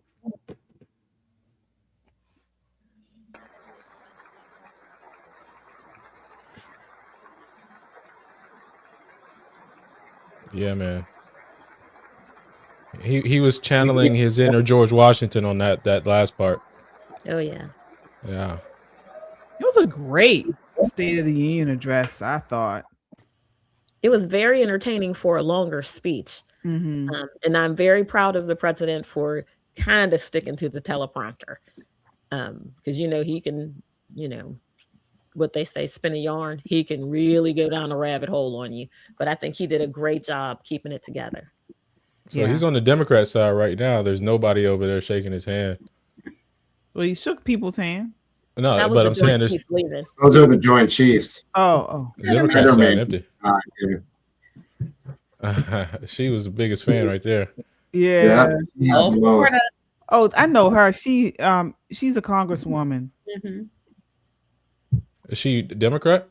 No, she's Republican. She's a Republican. Florida. Oh, okay. Florida Republican. Oh, she must have lost her suit because she was really close to the Democrats. I don't know. I mean, I'm proud of him.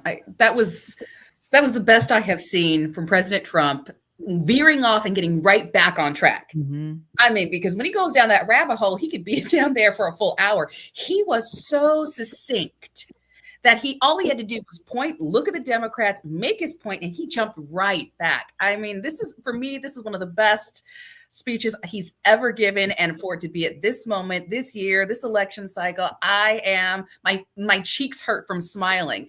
Not to mention all of the moments with those families and the heroes. I mean, we got everything in this, everything. Yeah, y'all saw that spanking though, right? Y'all saw he. Yeah, we all got everything we asked for. He literally that's what I had was it gonna all. say. I thought he was a statesman. I thought he pushed where he, there were areas where he could, but he wasn't over the top. He wasn't overly nasty. He wasn't nasty really at all. I love the part where he asked he said, if you believe in our borders and strong immigration policy stand, and none of the Democrats stood up. I thought that was a great point to make. Excellent speech. I feel like it was 10 out of 10. Well, he gave Who's me giving the everything I rebuttal? needed. I would. Oh, Amy Spanberger. Oh, Virginia. yeah. Scamburgers out there. I would say that this is the best State of the Union of my lifetime. Not because necessarily it was the most perfect. It was because it was the most entertaining. Like show, it had everything I needed to watch it and not have a complaint. He was amazing, and he was the most disciplined he'd ever been. Right. That's impressive. Like he's changed recently. If you've noticed, like he's been way more now. Like it's election season. I think it's focused. He's focused. I do think it's focused, but I don't know. I still think he's being himself. It's just he understands the box of himself he has to be, and like he knows how to, play the game, so to speak. I don't know, but I thought he smacked the Democrats right. Like you guys are crazy.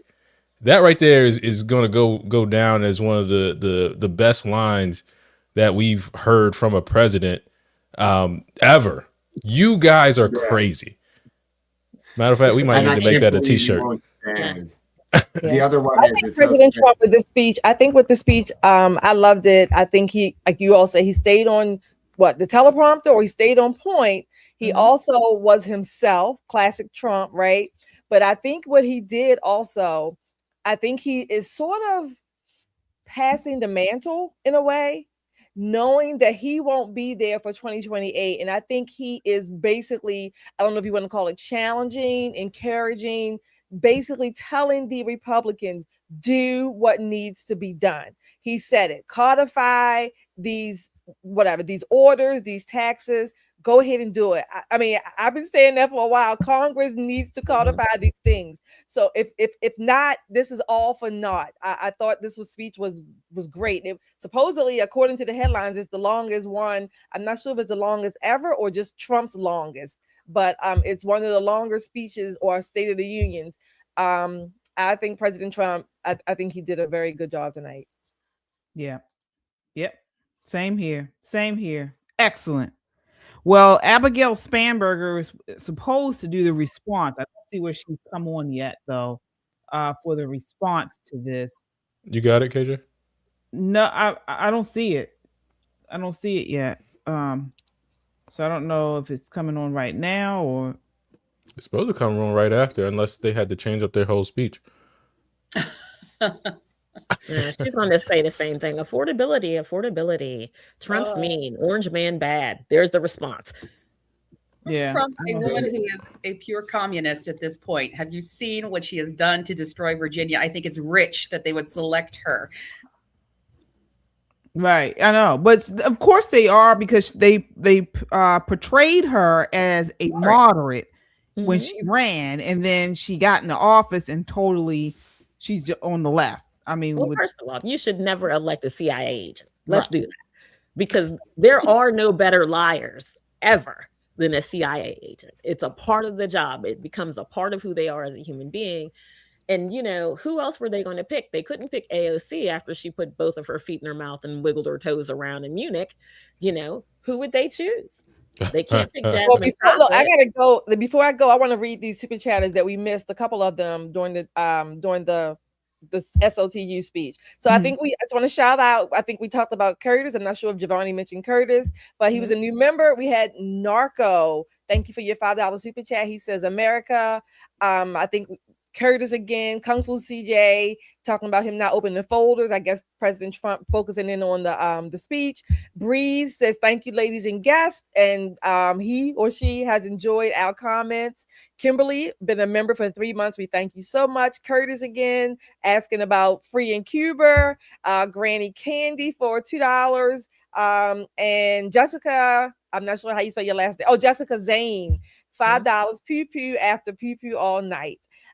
It was great. It was. I think this was one of his best, or certainly his best. So yeah, same here. Well, we'll be back. We'll be back tomorrow, guys. We'll be back tomorrow night, Wednesday at 8 p.m. 8 p.m. tomorrow night. We'll be back on here live. So if we Are y'all in studio tomorrow? Yes. Yep. We're in studio tomorrow, 8 p.m. live. So definitely, folks, check us out. Any final thoughts before we go, everybody? So shout out your the shows. Logic, want to go with you? Shout out to Just the Guys. We're on Saturdays, 6:30. We go live every Saturday, 6:30. We'll drop our podcast episode at some point tomorrow.